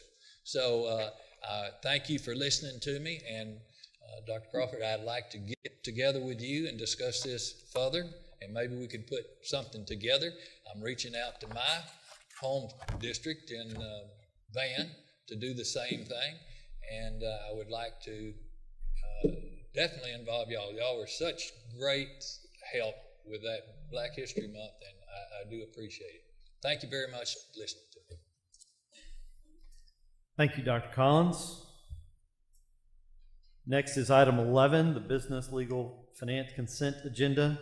Any questions or comments on A through E? Hearing none, then I would accept a motion for the approval of A through E. I move that we approve items A through E, number 11. Thank you, Dr. Nation. I have a second. Second. Thank you, Reverend Mason. All in favor say aye. Aye. Aye. Opposed say nay. Motion carries. Item 12, curriculum instruction consent agenda. We have one item. Any questions or comments? I'll accept a motion. I move we approve AVID. Thank you, Mr. Martinez. Do I have a second? Second. Thank you, Reverend Mason. All in favor say aye. Aye. Opposed say nay. Motion carries. Move to item 13, discussion. Dr. Crawford. Excuse me, on A, we have school board member training report. I'm proud of you guys for getting all of your training. This team of 7, this team of 8, and all of the training that we have averaged across the board. Remember, there's tier 1, tier 2, tier 3, and tier 4 training, and we have those coming up this year. This year, you'll also get a legislative update. That's going to be fun after we have all the fun in Austin complete by August. Yes, I said by August. I didn't say sine die. I think there'll be a couple of extra sessions, and we'll go over that here in a minute. But I don't think a lot of people know. I'm sure the candidates that are running for school board positions have done their research to know that school boarding is not just showing up every Monday night, once a month, or every Thursday. There are training requirements throughout. You get a lot of information, and making those decisions certainly that training is beneficial for y'all to go through that. And I appreciate this board, the Tyler tradition of making sure that y'all get your training done. There are some school systems that just don't care about it, but y'all do care about it. We appreciate that. Ms. Washington, again, if you're more than welcome to tag along with us post-retirement if you want to go to some more board training. You sit by Mr. Bergfeld because he loves it so much. Okay, just go ahead about me. I'll be thinking about it. Okay. So anyways, there's your school board training report for the year. We had to report that by which date, Madam Secretary? Before the election. Remember, that's a change. That's a change in statute. It used to be before the calendar year. Mm-hmm. Yep. So now it's the meeting before the election actually occurs. All right? So you have, for those of y'all that are going to continue on the board, you have until next May to get your stuff done. I think you'll be okay. Okay. No action, Item just B. discussion. There you go. B, we have John Landis here tonight. Mr. Landis, would you like to come to the table and maybe talk to the board, speak with the board about how you collected all of your data? Since are you actually the deputy? Are you deputized? I'm deputized, yes, sir. He is deputized as a voter registration registrar. So, Mr. Landis? Hey, board, thank you for having me. I am deputized, but with this process, the state allows for the principal of any main campus where there are going to be kids old enough to vote, they're automatically deputized as well. They don't have to go through the training and a few of the hoops to get that process done. So with this, as the same as we did last fall, what we did is I requested, based on data that we have from, if there's a student on your campus that will be 18 before that election date, so last fall was November 5th or 6th, November Day, and May 4th coming up for this semester. So what we did was take those numbers. I request ballots for each campus to be sent directly to those campuses from the Attorney General's office, and they kind of keep track of the numbers for school districts, and they keep an eye on that process, making sure you don't do anything wrong, or you're actually giving them a chance, which you're supposed to do by law, by Texas law. So the numbers, here's mine, sorry. So this is the Texas election code that I was just kind of referring to. Public or private high school, if you have kids that are voter age, you're kind of automatically a registrar, and you can also you can have an appointee. So if you're the principal and you say, well, I'm not going to be able to get this done, I'm going to appoint someone to oversee it, that's perfectly fine. And I think that's what most of our principals do, which has worked out. It worked out great in the fall and was smooth this year as well. So here are the numbers. We had 230 18-year-olds register in the fall, and we had 170 this spring. That 170 is out of about 415 or so that'll be 18 before this May actual election day. So of course you can't force them to vote. You can't pin them all down at any time and make sure that happens. But they for sure were given the opportunity, and that's we would love for 100% registration and participation. But you know, I think 170 is a good number. There are some school board races and locals races, but I think the fall you saw a much bigger turnout because there was a lot more high-profile races in the state that I think a lot more people are aware of. Don't want to use that as an excuse for lower turnout, but I think that always kind of factors in. I'd love to take a question about any other details you might have. That's kind of all I have for you for this. I think one quick reminder is that elections have been decided by less than that. Yeah. So appreciate Most all the work hours, you're doing, John, on getting high school kids registered. Appreciate it. Appreciate it. Yeah, our APs and principals deserve a lot of credit too. They make my job easy for sure. And remember, we took hold of this as a school system ourselves. We pledged the Secretary of State that we would do it because there were some quote-unquote activists out there that were trying to ramrod this for us, and it wasn't getting done with fidelity and at a high level. So both clubs in town, the Smith County Republican Club and the Smith County Democrat Club, both asked us if we're doing this or not. I did inform both the individuals from both of those groups that we would be presenting tonight. We have seen an uptick in the amount of registered voters coming out of our high schools since we've taken over this actual process.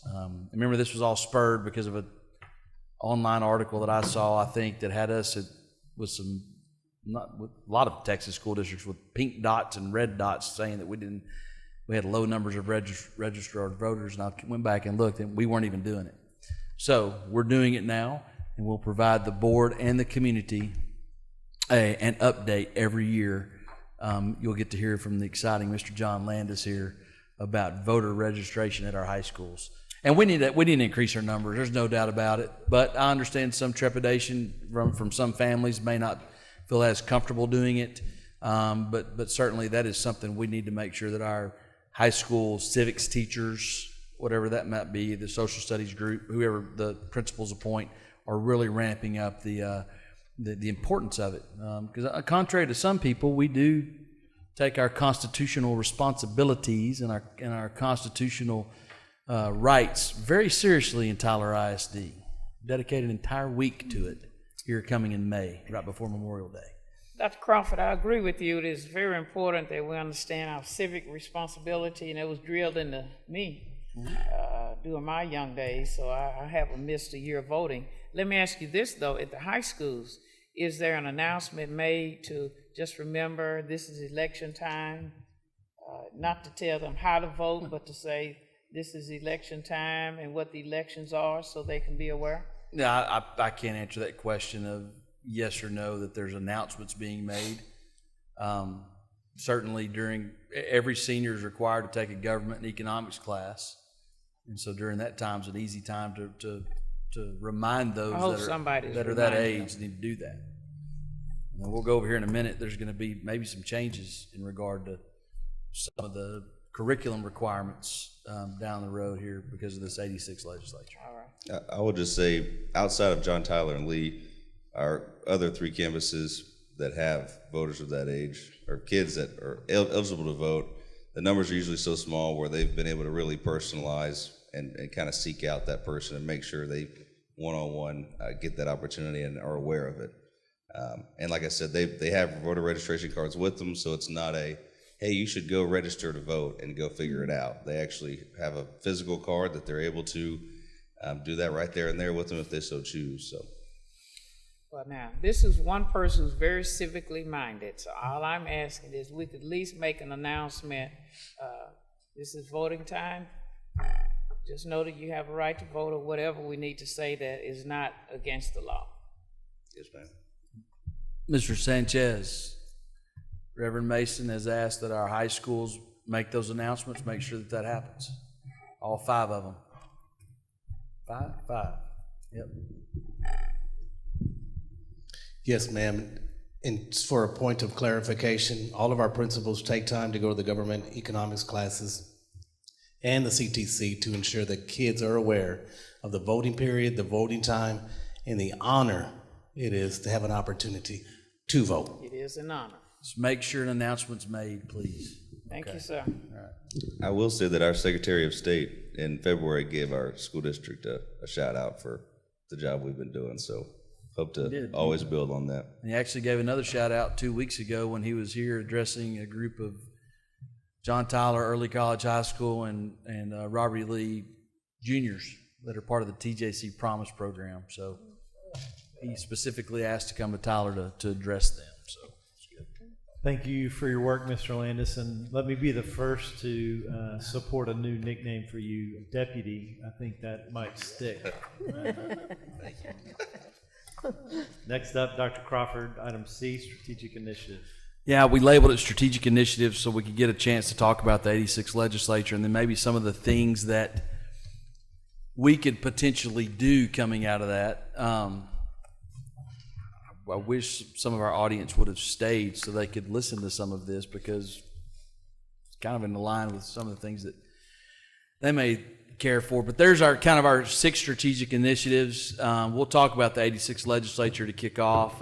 But pre-K is one of the governor's huge legislative items.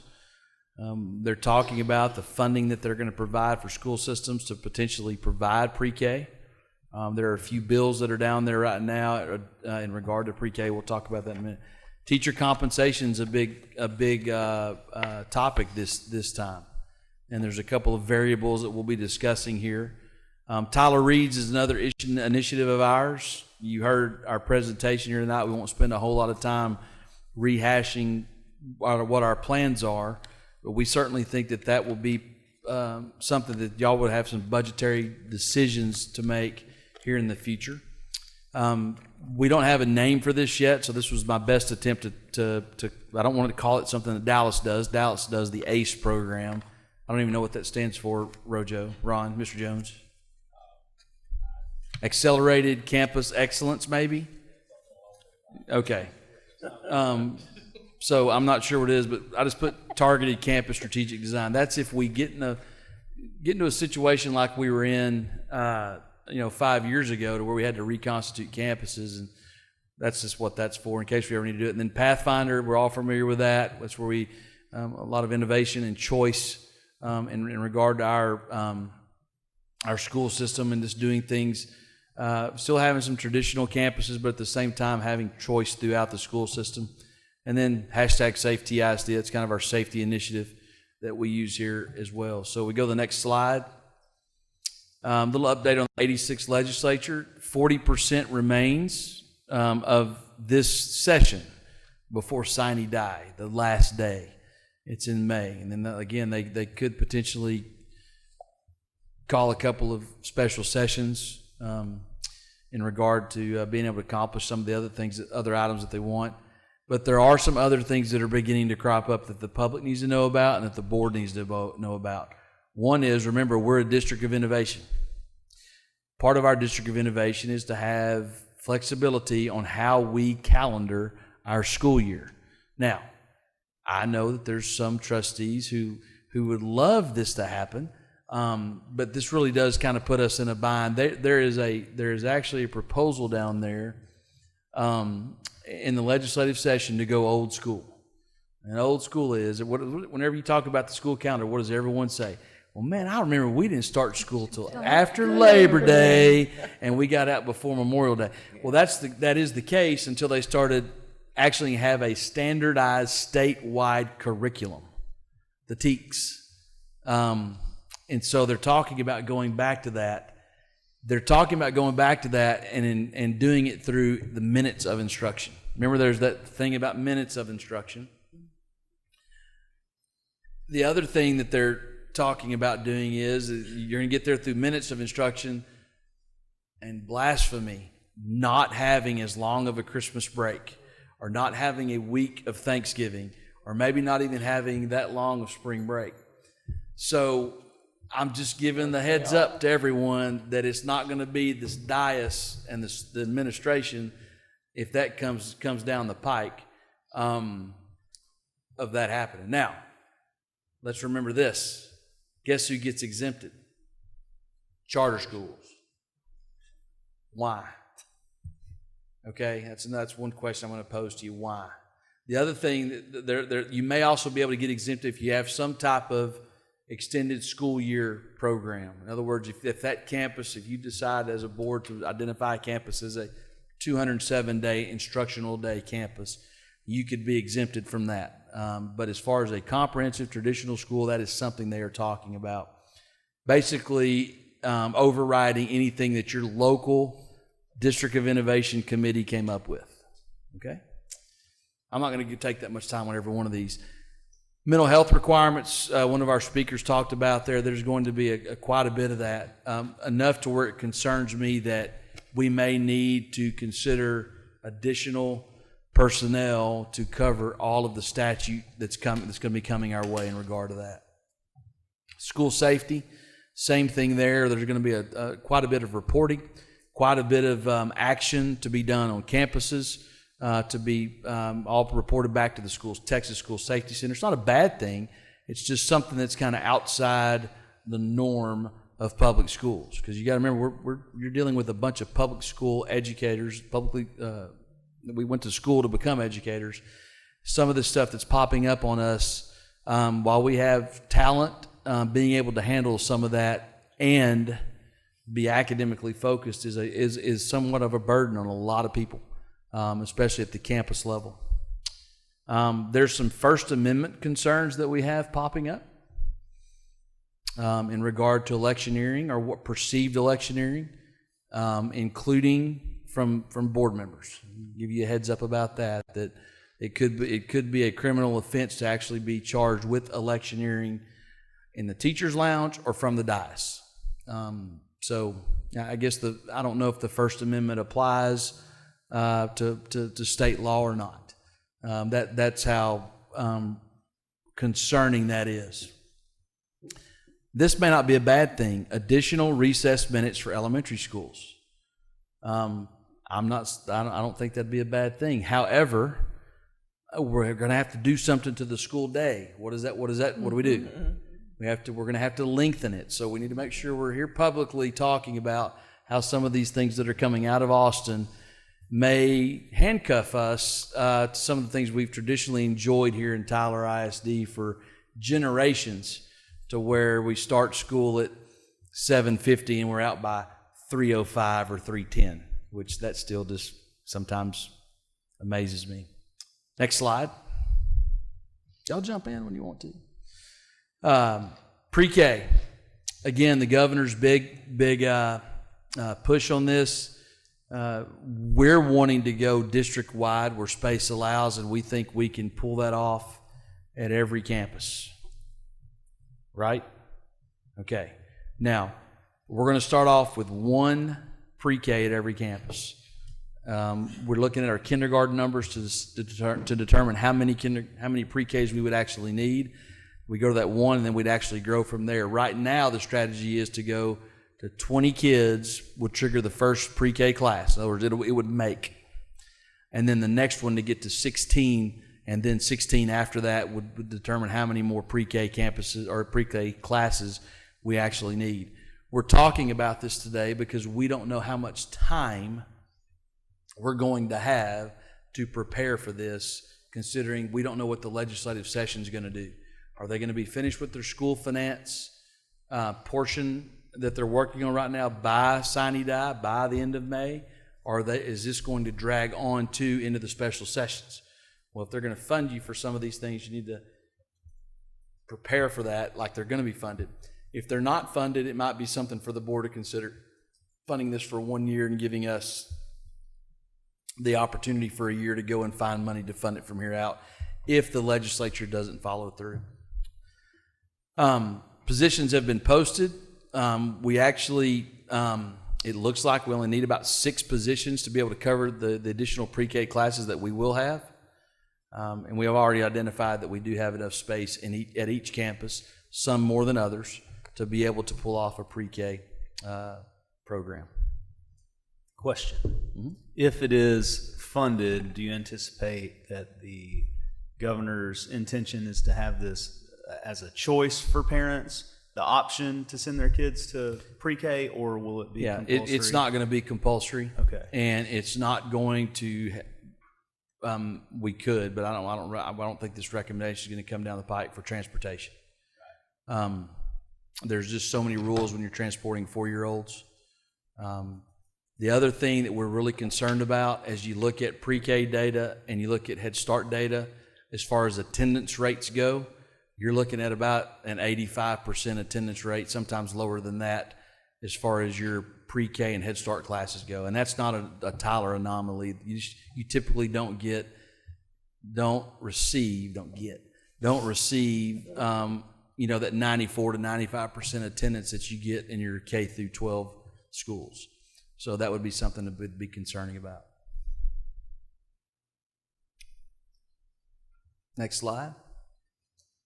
Teacher compensation. Y'all been keeping up with this.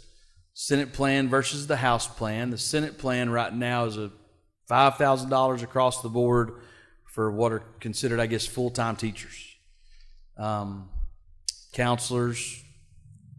Librarians got thrown in there. Did counselors get put in there? Counselors did not get put in there. So you had that on the Senate side. On the House side, they were talking about a certain amount of money. The injection was $9 billion on both sides. But on the House side, House Bill 3, they wound up passing something that was a minimum raise for all employees at $1,800 across the board. And then you go from there trying to adjust it how you see fit. There's been runs for Tyler ISD in regard to both plans, and depending upon interpretation before it actually gets into law, $6 million to $12 or $13 million, somewhere in there. So if you do the math, you do the $5,000 across the board for 1,200 teachers, full-time teachers, that's going to cost you $6 million right there, which would mean there would be no discretionary dollars after that if that first number I gave you was the plan. So there's still a lot of time to shake out. It's got to go to conference committee. Both plans do, and they'll come out of there with something for both chambers to vote on. There is possible additional compensation opportunities that are, I can't believe I wrote this, but targeting strategic locations that include student and possibly campus achievement. In other words, we don't want to use the Dallas example, but that's been thrown around a lot in the state as far as achievement pay. And attracting teachers to hard-to-staff campuses, but attracting them with incentivization to improve outcomes. I think that's been a big push.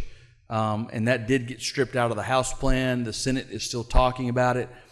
But the way that they're talking about funding that is that you could potentially have that localized. In other words, it wouldn't be state mandated. That if there's enough dollars left over, this board, this administration can recommend to this board to adopt some type of outcome compensation to go along with that as well. We've kind of said that you've got to have what we call TEI before you get to ACE. In other words, you have to identify which teachers are effective before you actually send them to those schools that you need some strategic help on.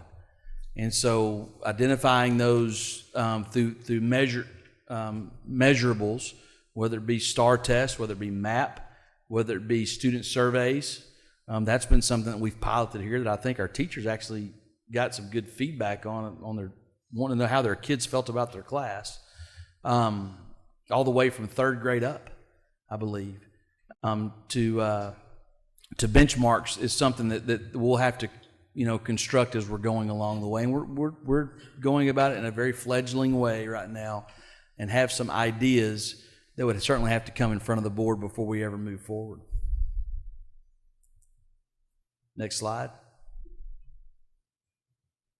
We've talked about the Tyler Reads initiative here, and again, it's about improving Tier 1 instruction for our K-5 teachers, our administrators, our support, and our leadership. We certainly instructional material support for classroom teachers and students. We talked about the letters program, whether or not we actually move into some of the resources to actually for the students to use. That's something else that we'll have to consider down the line that may cause the board some budgetary action. And then strategically position support staff. We would love to recommend that each one of our campuses gets this, and this. But we're starting to think that some of our allocations, we're missing out on being able to support some of our campuses because we do have so much, we're so cookie cutter. In other words, every campus gets this, and every campus gets that, and every campus gets this. Well, you may be a little bit heavier in some of your zones and some of your areas to where we've struggled more. You may need a community liaison to serve in a certain part of the community. You may need an additional reading coach or reading specialist or an RTI teacher at one campus, not so much all 17. So that might be something that comes out of this as well. Certainly we'd provide the recommendation as we go forward. Next slide. And again, this is a reconstituted campus. I just didn't want to call it a reconstituted campus because we've already done that. But again, you strategically staff those, and this is where your extended and non-traditional opportunities could come out. You could look at some of these opportunities of the 207 instructional year. You could have an extended instructional day if a principal had a good plan to present. Next slide. And then your Pathfinder Pro, we already have some of these programs in place, and this has been able to additionally add maybe a STEM in the K-5 arena, maybe one on the strategically located in different parts of town, and then our Rose City Summer Camp expansion. That would be something that would be allowable per Representative Schaefer. I want to make sure I give him kudos from the dais in saying that he has been very accessible and has listened to some of us at the dais since day one, and he's been very supportive of how things affect Tyler ISD and making sure that his votes line up with that. So I've been very appreciative of that. But this could be an opportunity here to where we actually partner with Boys and Girls Club or Rose City Summer Camps to expand some of the things that we're doing, especially in the parts of the city where we need it the most. That's actually in statute. Next slide. And then obviously our Safety ISD, the continued enhancement of safety and security in our 4 areas, the policy and procedure, our cyber tech, hardening and personnel, social, emotional. Y'all have been having some frequent updates on that since last spring. And then obviously continuing education opportunities for staff and continued cooperation, enhanced cooperation with agencies in support of school and public safety. That's going to come out of statute. We're not going to have a choice in that. Neither is Tyler PD and neither is Smith County Sheriff's Office. We are joined at the hip in regard to response and the safety of our campuses.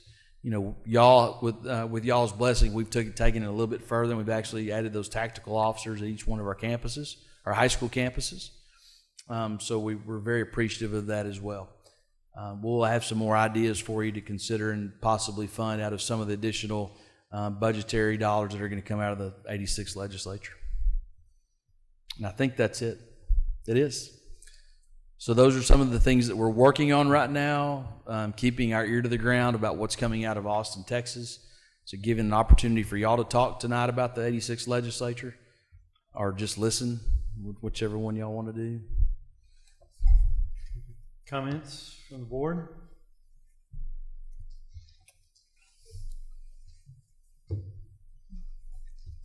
And just so we're clear about context, Dr. Crawford, tonight was a preliminary conversation about issues rolling around in the legislature that, should they be implemented, we may have a very short timeline for implementation. And so tonight was your effort to just put these things out here so that they don't surprise us as much, whether that's 60 or 90 days from now. That's correct, because there's a good chance that if we wouldn't have had this conversation tonight, the first shot of y'all hearing about this would be a month from now or possibly into June or July.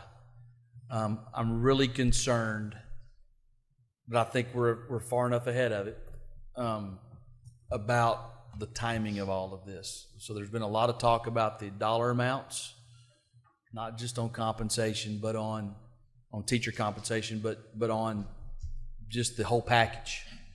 And so if you're going to be a benefit, if it's going to benefit us in this fiscal, this upcoming fiscal and the following one, because they fund it in a biennium, I don't want to lose out on some of those dollars if it's going to benefit kids.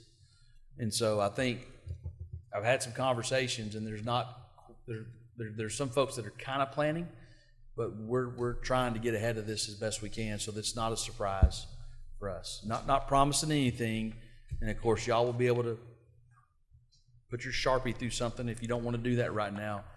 But certainly we're working on those things.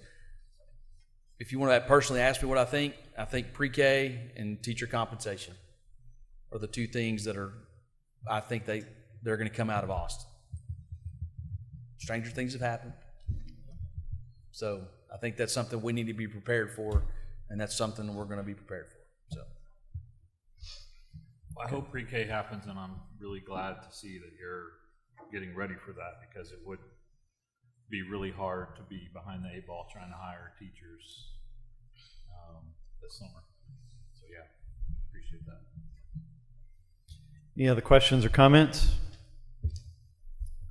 Item 14, future business, Dr. Crawford. We have a board workshop May 9th during the day. May 18th is Tyler ISD Arts Fest. That's always a great event. That's at Harvey Hall.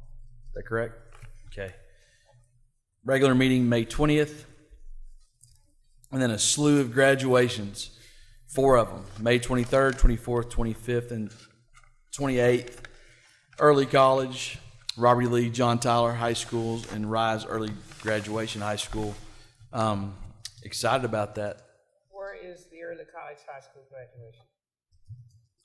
Early college high school graduation and Rise will both be at Caldwell. The venerable, historical Caldwell Auditorium. Okay. And I think one date that we haven't included is Teacher of the Year. Yes, ma'am. We typically don't announce. We're excited about that, okay. But that's not a public event. That is a invitation only event, ticketed event. You will receive an invitation. All of us. Absolutely, we'll remind you. We also have a special meeting to canvass election results, tentatively for May 14. Evening meeting.